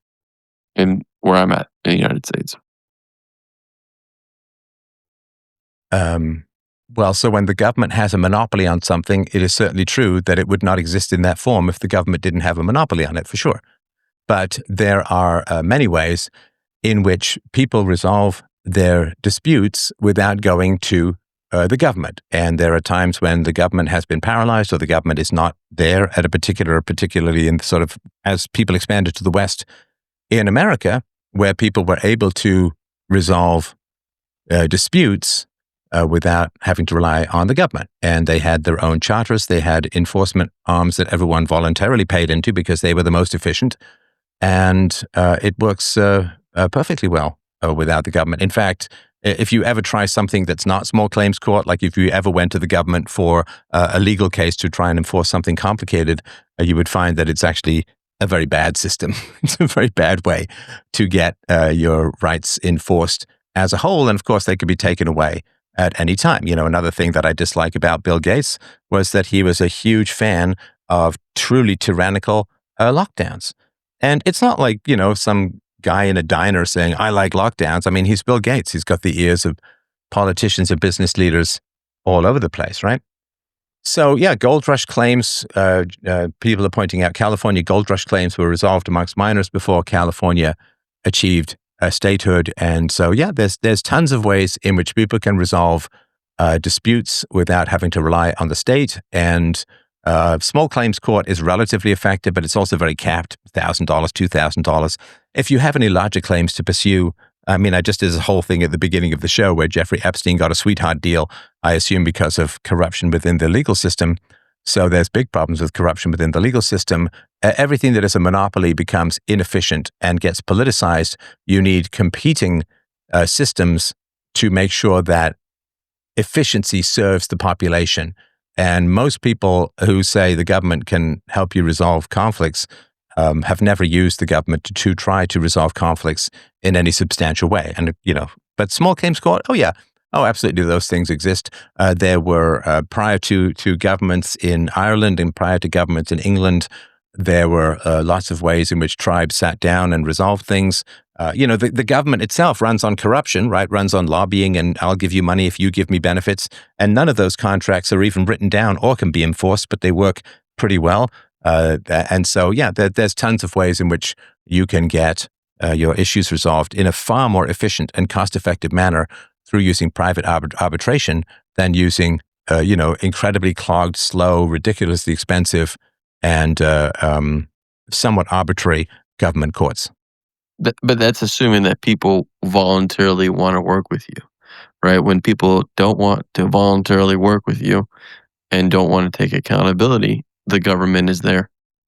Sorry, when people don't want to work with you and don't want to take accountability, I'm not sure what you mean. Yeah, if two people want to voluntarily have a dispute, you know, if they have a dispute and they want to settle it, then that's fine. But in society, if, for example, somebody damages my stuff, right, and I go to their house and I say, hey, you damaged my stuff, please pay, there's no way of enforcing that on my end, right? You mean without a government?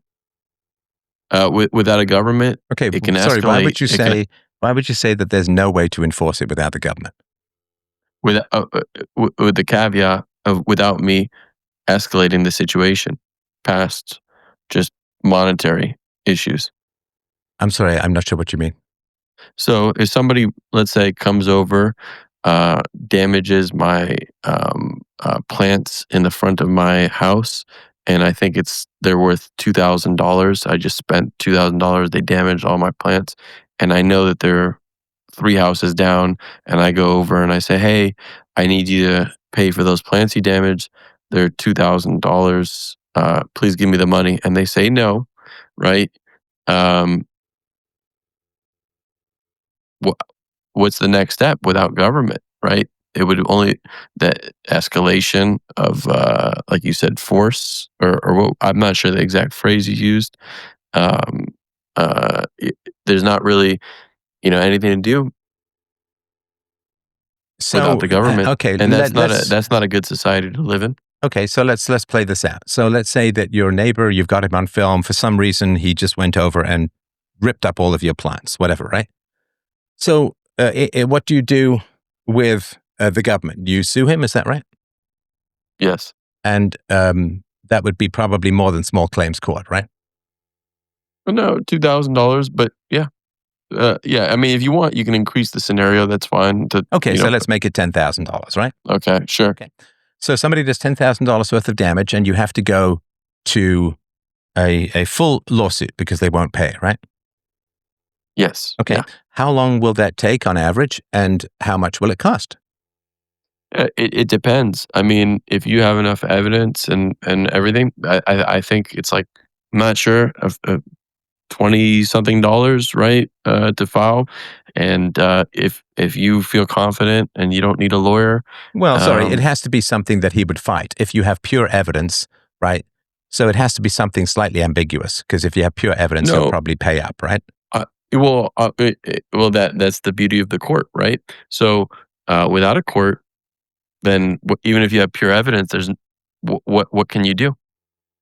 Well, I mean, you would have in civil law, it is the preponderance of evidence, right? In criminal, it's 98, 95% plus. It's the overwhelming proof beyond reasonable doubt. In civil lawsuits, it tends to be the preponderance evidence, more likely than not, 51% versus 49%. Yeah, in the United States, but Well, yeah. So we'll talk about the U.S. and if there's no government, what is the No, next step? hang on. We're not going to that yet. We're just trying to figure this out, right? So if you go to the, so we're looking at, so filing and service 1 to 4 weeks, hearing and trial 20 to 70 days after filing, judgment and enforcement 0 to 60 days post hearing, total resolution 1 to 6 months. If you are in a big city, it's slower, significantly slower. And if there are appeals, you add 1 to 3 months. So it could be 4 to 9 months to deal with that, if that makes sense. Yeah, that makes sense. Yeah, 4 to 9 months. Okay. Do you think that's efficient? I think it's efficient in comparison to a lack of government. Do you think it is as efficient as it could be? No, I think same day uh, could be the most efficient. Okay.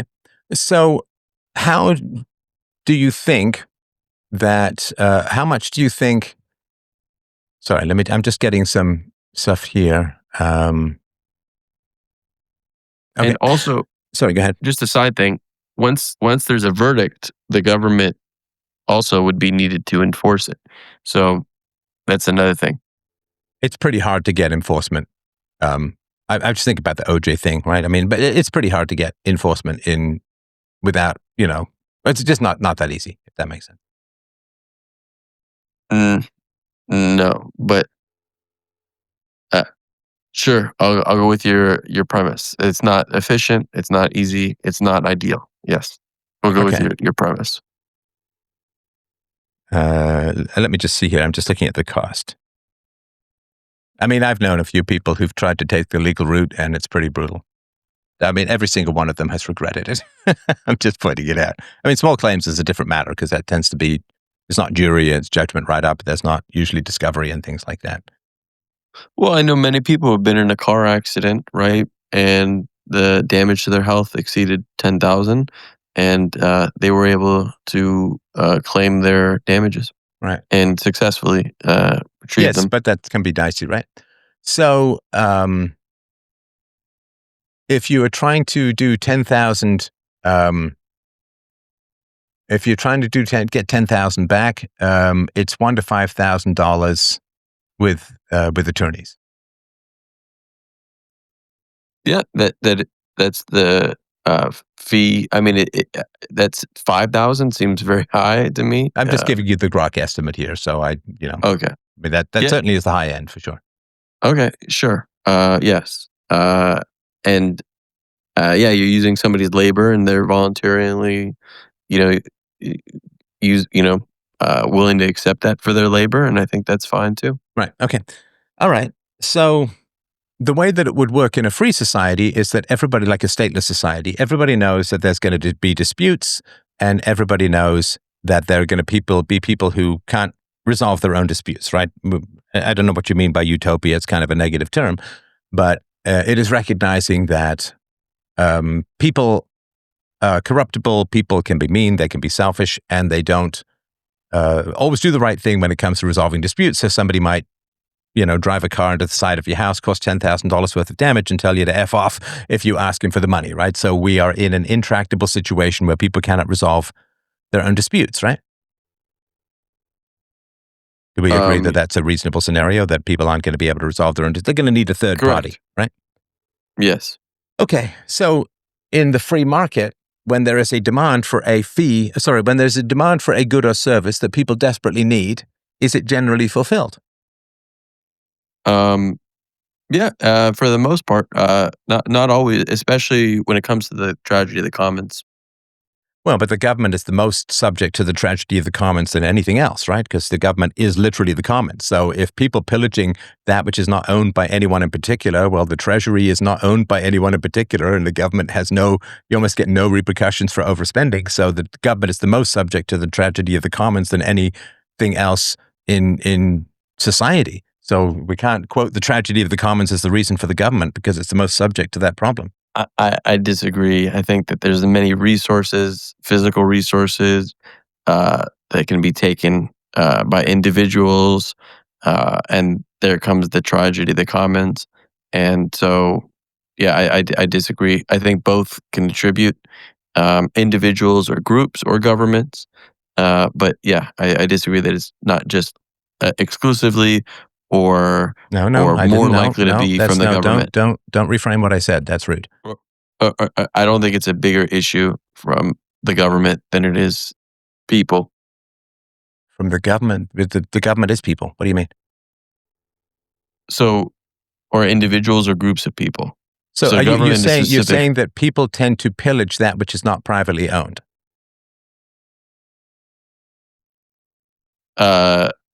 Correct, or what is privately owned can be pillaged also, and No, the tragedy. Hang on, no. The tragedy of the commons refers to things that are not privately owned. It's literally the commons, right? Well, no, because for example, if somebody pollutes into a river, right, or pollutes into the air, that's their own private property that they're polluting, but it affects other people.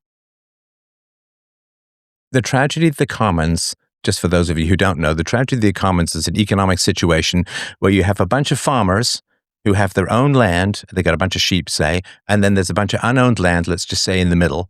Nobody owns it for whatever reason. Then the farmers have a great desire to have all of their sheep graze on the unowned land rather than on their own lands because it's a way to get the sheep free food. I've summarized it somewhat, and then it all ends up stripped bare. Does that sort of make sense? Is that roughly in accordance with how you view the tragedy of the commons? Yes, but it can also be environmental, where Okay, they but never leave their property. let's just deal with the tragedy of the commons as it is commonly described, because we can't run off in every direction at once, right?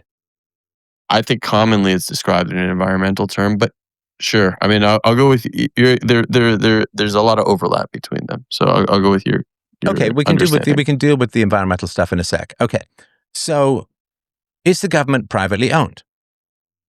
Is the government privately owned? Is that what you asked? You Yeah. cut out for a sec. My bad. The government is not ideally privately owned. No. Okay, Yeah. so the government is not privately owned. Therefore, the government is, in this analogy, the commons, right? In other words, people would rather get the government to pay for things than to pay for it themselves, right? Yeah. I mean, that would make sense. Yeah. Okay, so the tragedy of the commons affects the government the most because the government is the largest and most powerful financial institution that has the ability to create currency by typing whatever it wants into its own bank account. And everyone pillages from the government, which is why there's a national debt and why there are unfunded liabilities that are 10 to 15 to 20 times larger than the entire US economy, and why children are born into well over $1 million of debt and tens of millions of dollars of unfunded liabilities. That's why I'm saying that the government is the most subject to the tragedy of the commons, because it's the most powerful entity that can create money at a whim that is not owned privately by anyone. So I would say that the government is, yes, I agree with you when it comes to debt and regarding currency. Yes. Okay, so corporations don't have the capacity to take out endless loans and treasuries and T-bills on your behalf, right? I mean, they can issue their own stocks, but they can't put you into debt. The government can put you into debt for its own current spending, right? I mean, you and I were both born into massive amounts of debt that are impossible to pay off. I wouldn't categorize it impossible. You say it's impossible, but Okay, what are the unfunded liabilities of the U.S. government? In other words, things that they have promised to pay that they do not have the money to pay. The national debt, or No, what are you? unfunded liabilities. Well, unfunded liabilities has a lot of assumptions. That's like saying somebody estimating how long people will live and future incomes and growth. So I think that calculations I know on that are, I get it. It's imprecise. It's imperfect. But what are they in general economic I terms? would Generally say agreed on by economics. 200 trillion, 150 trillion, something around there. Okay, I think it's around $200 trillion, right? And what is the U.S. GDP? Currently, as it sits, I think, if I'm not mistaken, like 29. Are you talking about per year? 29 trillion, maybe 30. I'm not sure. Is it that high? I mean, it's been a while since last time I looked at it. It was sort of 15 to 18. But Oh no, I hang think on, it's what is the US GDP? It's been a while, and it changes the US. And of course, the US GDP brings a whole bunch of stuff in, which I would not consider to be very productive to the economy, like healthcare and so on. But let's see here. It's just chugging away here. It's funny how AI seems slow, right? Because of course it's much faster than anything else. I mean, you could be right. I'm sure you're right, but let's see here. no. I could be wrong. Yeah, 30 trillion. Okay. Okay, so I was close. Yeah. Okay. I think it said 29 or 30, but yeah. Okay, so that's the gross domestic product, which of course is the amount of goods and services produced across the entire economy, right? Not all of which, of course, would be available. So we have unfunded liabilities, not counting the national debt. That is, ironically, if you're a believer in the devil, 6.666 repeating times the size of the entire U.S. economy, right? Yeah, yeah, but a lot of assumptions there. That, I mean, we can have a whole discussion on that. I don't think that's No, but it's big. Unfunded. Yeah, but Do you, liabilities. have you seen over the course of your life the national debt and the deficit go up or down? The deficit has gone up and down, for sure. Up and down? The deficit is not the same thing as debt. No, I know. Yeah, so I mean, the deficit's been, I think, about equal. under Bill Clinton, I think, for a couple of years. I could be wrong on that, but In general. I've seen it in general. Yeah, the deficit is there. Yes, and uh, I don't know. I think it just depends on the year. Some years it's more than others. Depends on the administration. But yes, the debt it has been increasing. Okay, Yes, but and it has been deficit, I don't. increasing it has been increasing exponentially. To what exponential power? Like to the power of 2 per year? No. I'm not sure. I think I wouldn't say exponentially. No. Okay, but the debt has been accelerating. The debt, yeah, depends on the year, but yes, yeah. For the most part, it's been increasing. I wouldn't say accelerating. I'm not trying to be nitpicky. I'm just trying to be honest with you. But yeah. You don't think that it accelerated under COVID? I think it increased. I wouldn't say accelerated because if you look at the same rate, like the national debt added maybe 4 or 5 trillion, and then to add, it didn't add 4 or 5 trillion twice more. So yeah, I Okay. wouldn't.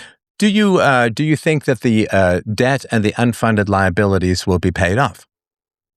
Yes, yeah, and You do? well, not entirely, and I hope never to have it completely, paid off. I think some debt is good.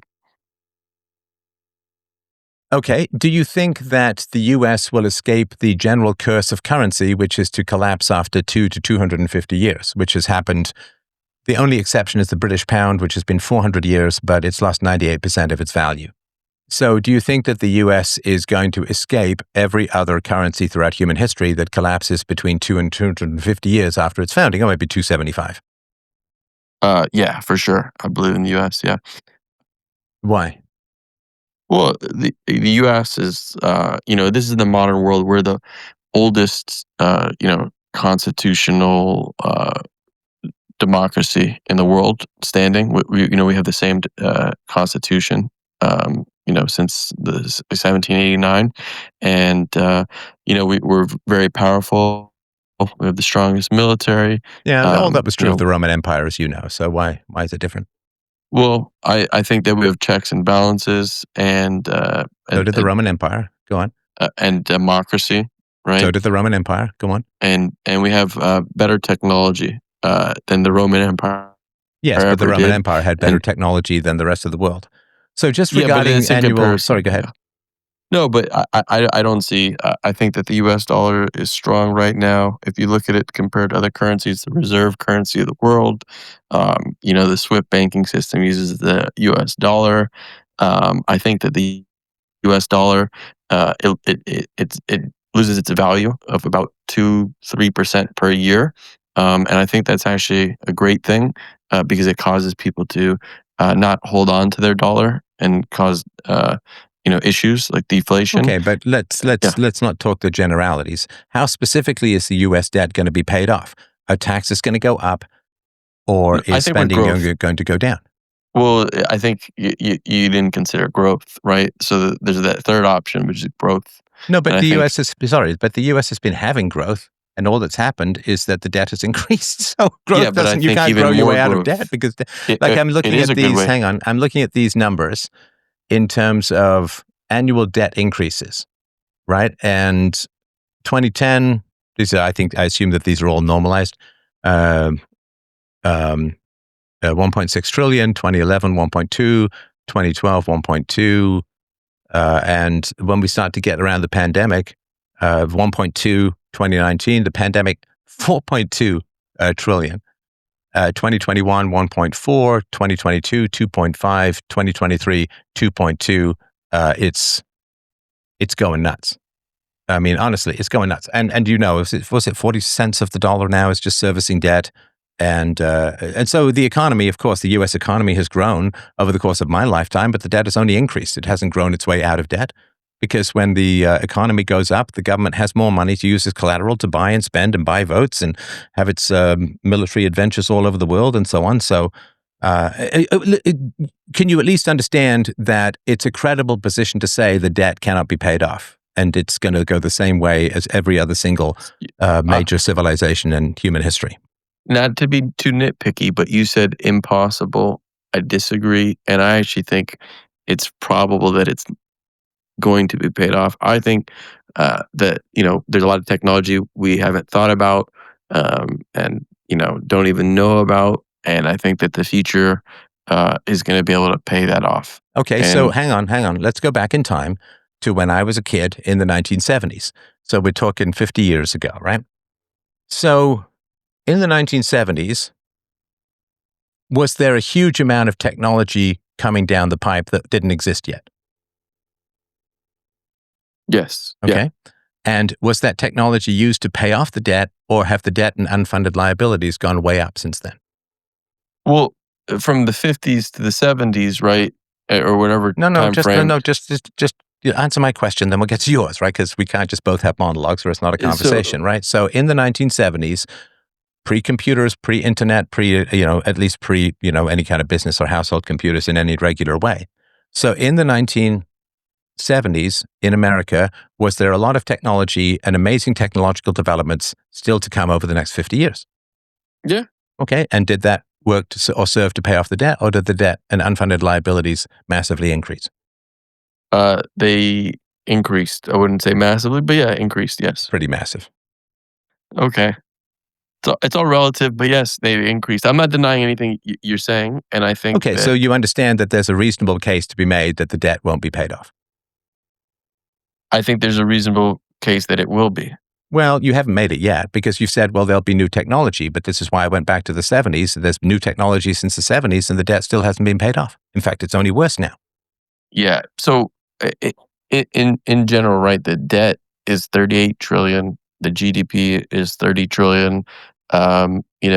People take loans against their house, which is 5-10 times their income, and they're able to pay it off. And so I think that the amount of debt we're talking about is significant, but it's not dooms. And what you're referring to is the total what is it? The future Unfunded liabilities. Yeah, I think it's referred to as the fiscal gap, if I'm not mistaken.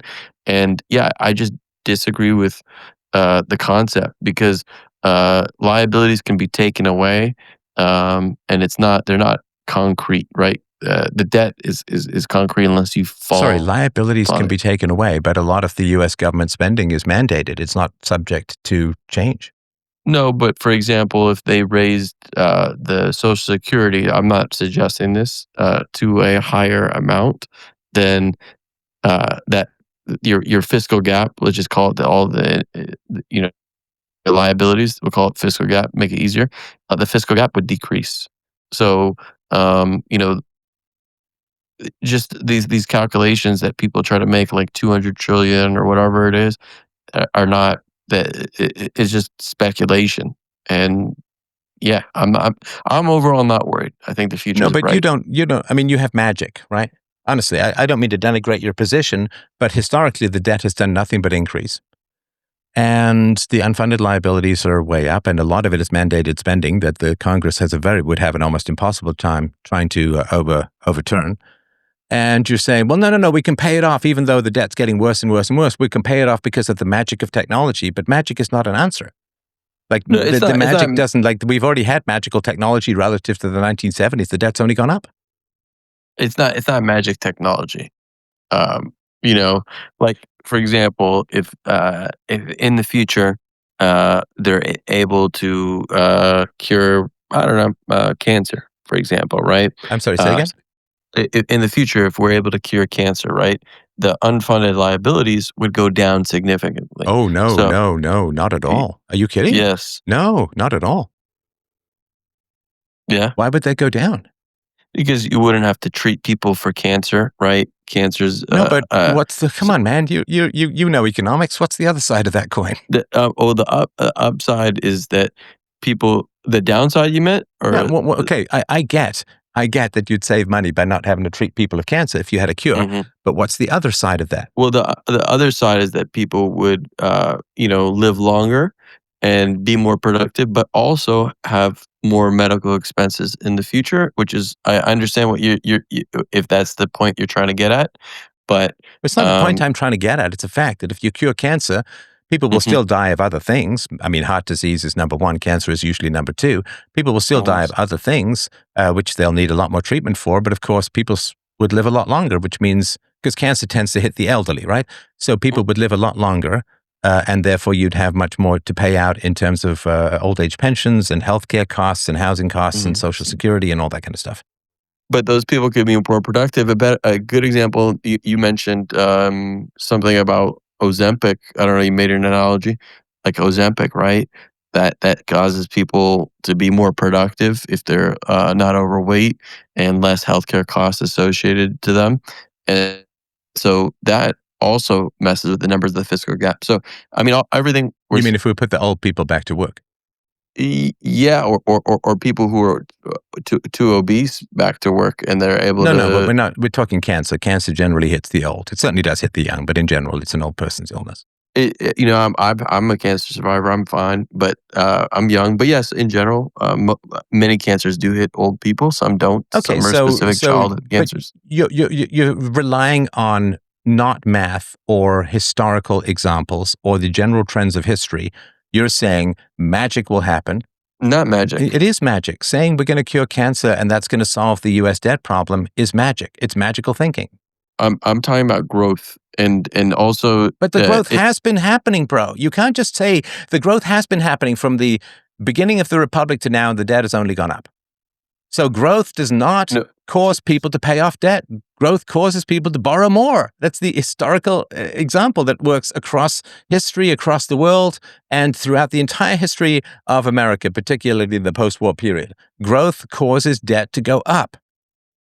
No, because the Industrial Revolution, right, when it happened in the United States, we gained new technologies.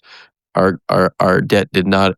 Okay, let's just say post-Second World War has the amazing growth has the amazing growth in the economy caused the debt to go down or go up?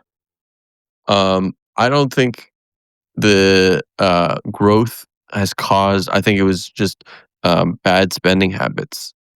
Well, of course, it's bad spending habits, but are they consistent? Yeah. Are they correlated? Is that what you're saying? No, or causation? Okay. Look, I'm honestly, I really can't go. I don't think you're arguing good faith. I think you're just holding on to a position here. Because I mean, everybody. Like, I'm just looking at the chat here. Like, come on, this is just ridiculous. The idea that there's going to be a magic intervention or some magic technology that's going to solve the U.S. debt, it's not true. Anything could happen, for sure. I mean, somebody might not save for their retirement and they might reach down and pick up a winning lottery ticket from the ground. Yeah, but that's not how you plan things in the world. It's not how you plan things in society. So throughout the entire history of the world, societies have grown and collapsed. And that's the government. That's the state. The state is the most subject to the problem of the commons. States commit war. States indoctrinate the young.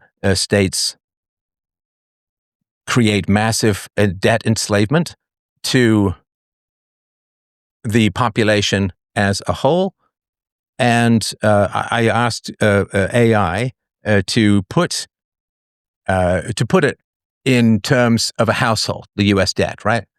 And basically, it's a family earning $83,000 but has $1.05 million in total debt. They cannot pay it off. Now, you can say, oh, well, but no, magic is going to happen or something's going to happen that can't possibly be predicted that is going to pay things off. That's not reasoning. That's just crossing your fingers because we have massive. No, I'm not going to entertain this. Like, I'm just not. I'm sorry. Like, I've just done this for too long to entertain this kind of silliness. I'm sorry. I really am, because I was hoping to have a better conversation. But I've been kind of patient, right? And I've said, okay, well, look, we've had all of this amazing new technology over the last 50 years. The debt has only gone up. And you say, no, but new technology is going to cause the debt to go down. Like, it's just not. It's not how it is. It's not how reasonable people look at history and understand these things. So once you get a government at the center of society, you get corruption, you get debt, you get vote buying, you get the absolute misallocation of funds, you get debts, unfunded liabilities, you get governments that prefer foreigners over their own citizens. You end up with socialism. You end up with a dependent underclass based on the welfare state because it's all coerced. You end up with horrible weapons that are often used against the domestic population. And because you can't figure out how someone can repair your hedge, we have to deal with all that shit. Because you can't say, okay, so if somebody does some damage to my house, is there any way that I could find a way to resolve these situations or to resolve these conflicts in the world? Is there any way that this could possibly be solved? No. Therefore, we have to have this giant government that indoctrinates everyone, that throws everyone into debt, that menaces its local population because the American government can be quite dangerous towards its domestic population. And certainly, well, I'm willing to spend the lives of 500,000 fucking Iraqis because of an invasion in 2003 because I can't figure out how to get my neighbor to pay for a hedge he damaged. Like, that's just lunatic, bro. And listen, I understand this is like you're you're new to these ideas and arguments, and I get all of that, and I really do sympathize. Sorry, I can't, because you're not debating in good faith here, so I'm going to not continue that. Like, I'm trying to be patient, but this is all just ridiculous stuff. So the very brief answer is that, and this is why I asked earlier, when there is a demand from people, is there entrepreneurs who will try and find a way to provide that good or that service? And the answer, of course, is yes. So everyone knows that there's going to be people you're going to have disagreements with who aren't going to be reasonable, who aren't going to fix your hedges or fix the dent in your car or whatever it is. So everyone knows that. And so entrepreneurs will come up with a huge number of different ways of trying to have these issues be solved. And the best way to do it, the cheapest way to do it, is through economic ostracism. So there would be, I imagine, I've got a whole book. You should read them in sequence. One is called Everyday Anarchy, talking about how anarchy works in our lives as a whole. The other one is called Practical Anarchy, about how we would deal with things like courts and prisons and national defense. There's tons and tons of answers and arguments. And really, it's, to people who want to talk about this stuff, like, if I don't know something about a topic, I tend not to be certain of it, right? So I don't know much about quantum mechanics. So if somebody has got 40 years experience in quantum mechanics, I'm not just going to say to them, well, your idea makes no sense. I'm going to, try to be humble. I'm going to try to listen. I've interviewed hundreds and hundreds of experts over the course of this show. And when they're experts, I try to listen and I'll ask them questions and so on, but I don't lecture them that they don't make any sense, because I'm not an arrogant guy that way. And it is just arrogance. If you don't know stateless solutions to statist problems, then that's fine. You should just say, oh, I don't know the answer to this, rather than there is no answer to this. That's just ignorant. And really, it's pig ignorant. It's lazy and it's indoctrinated. And I'm sorry to be harsh, but it just is.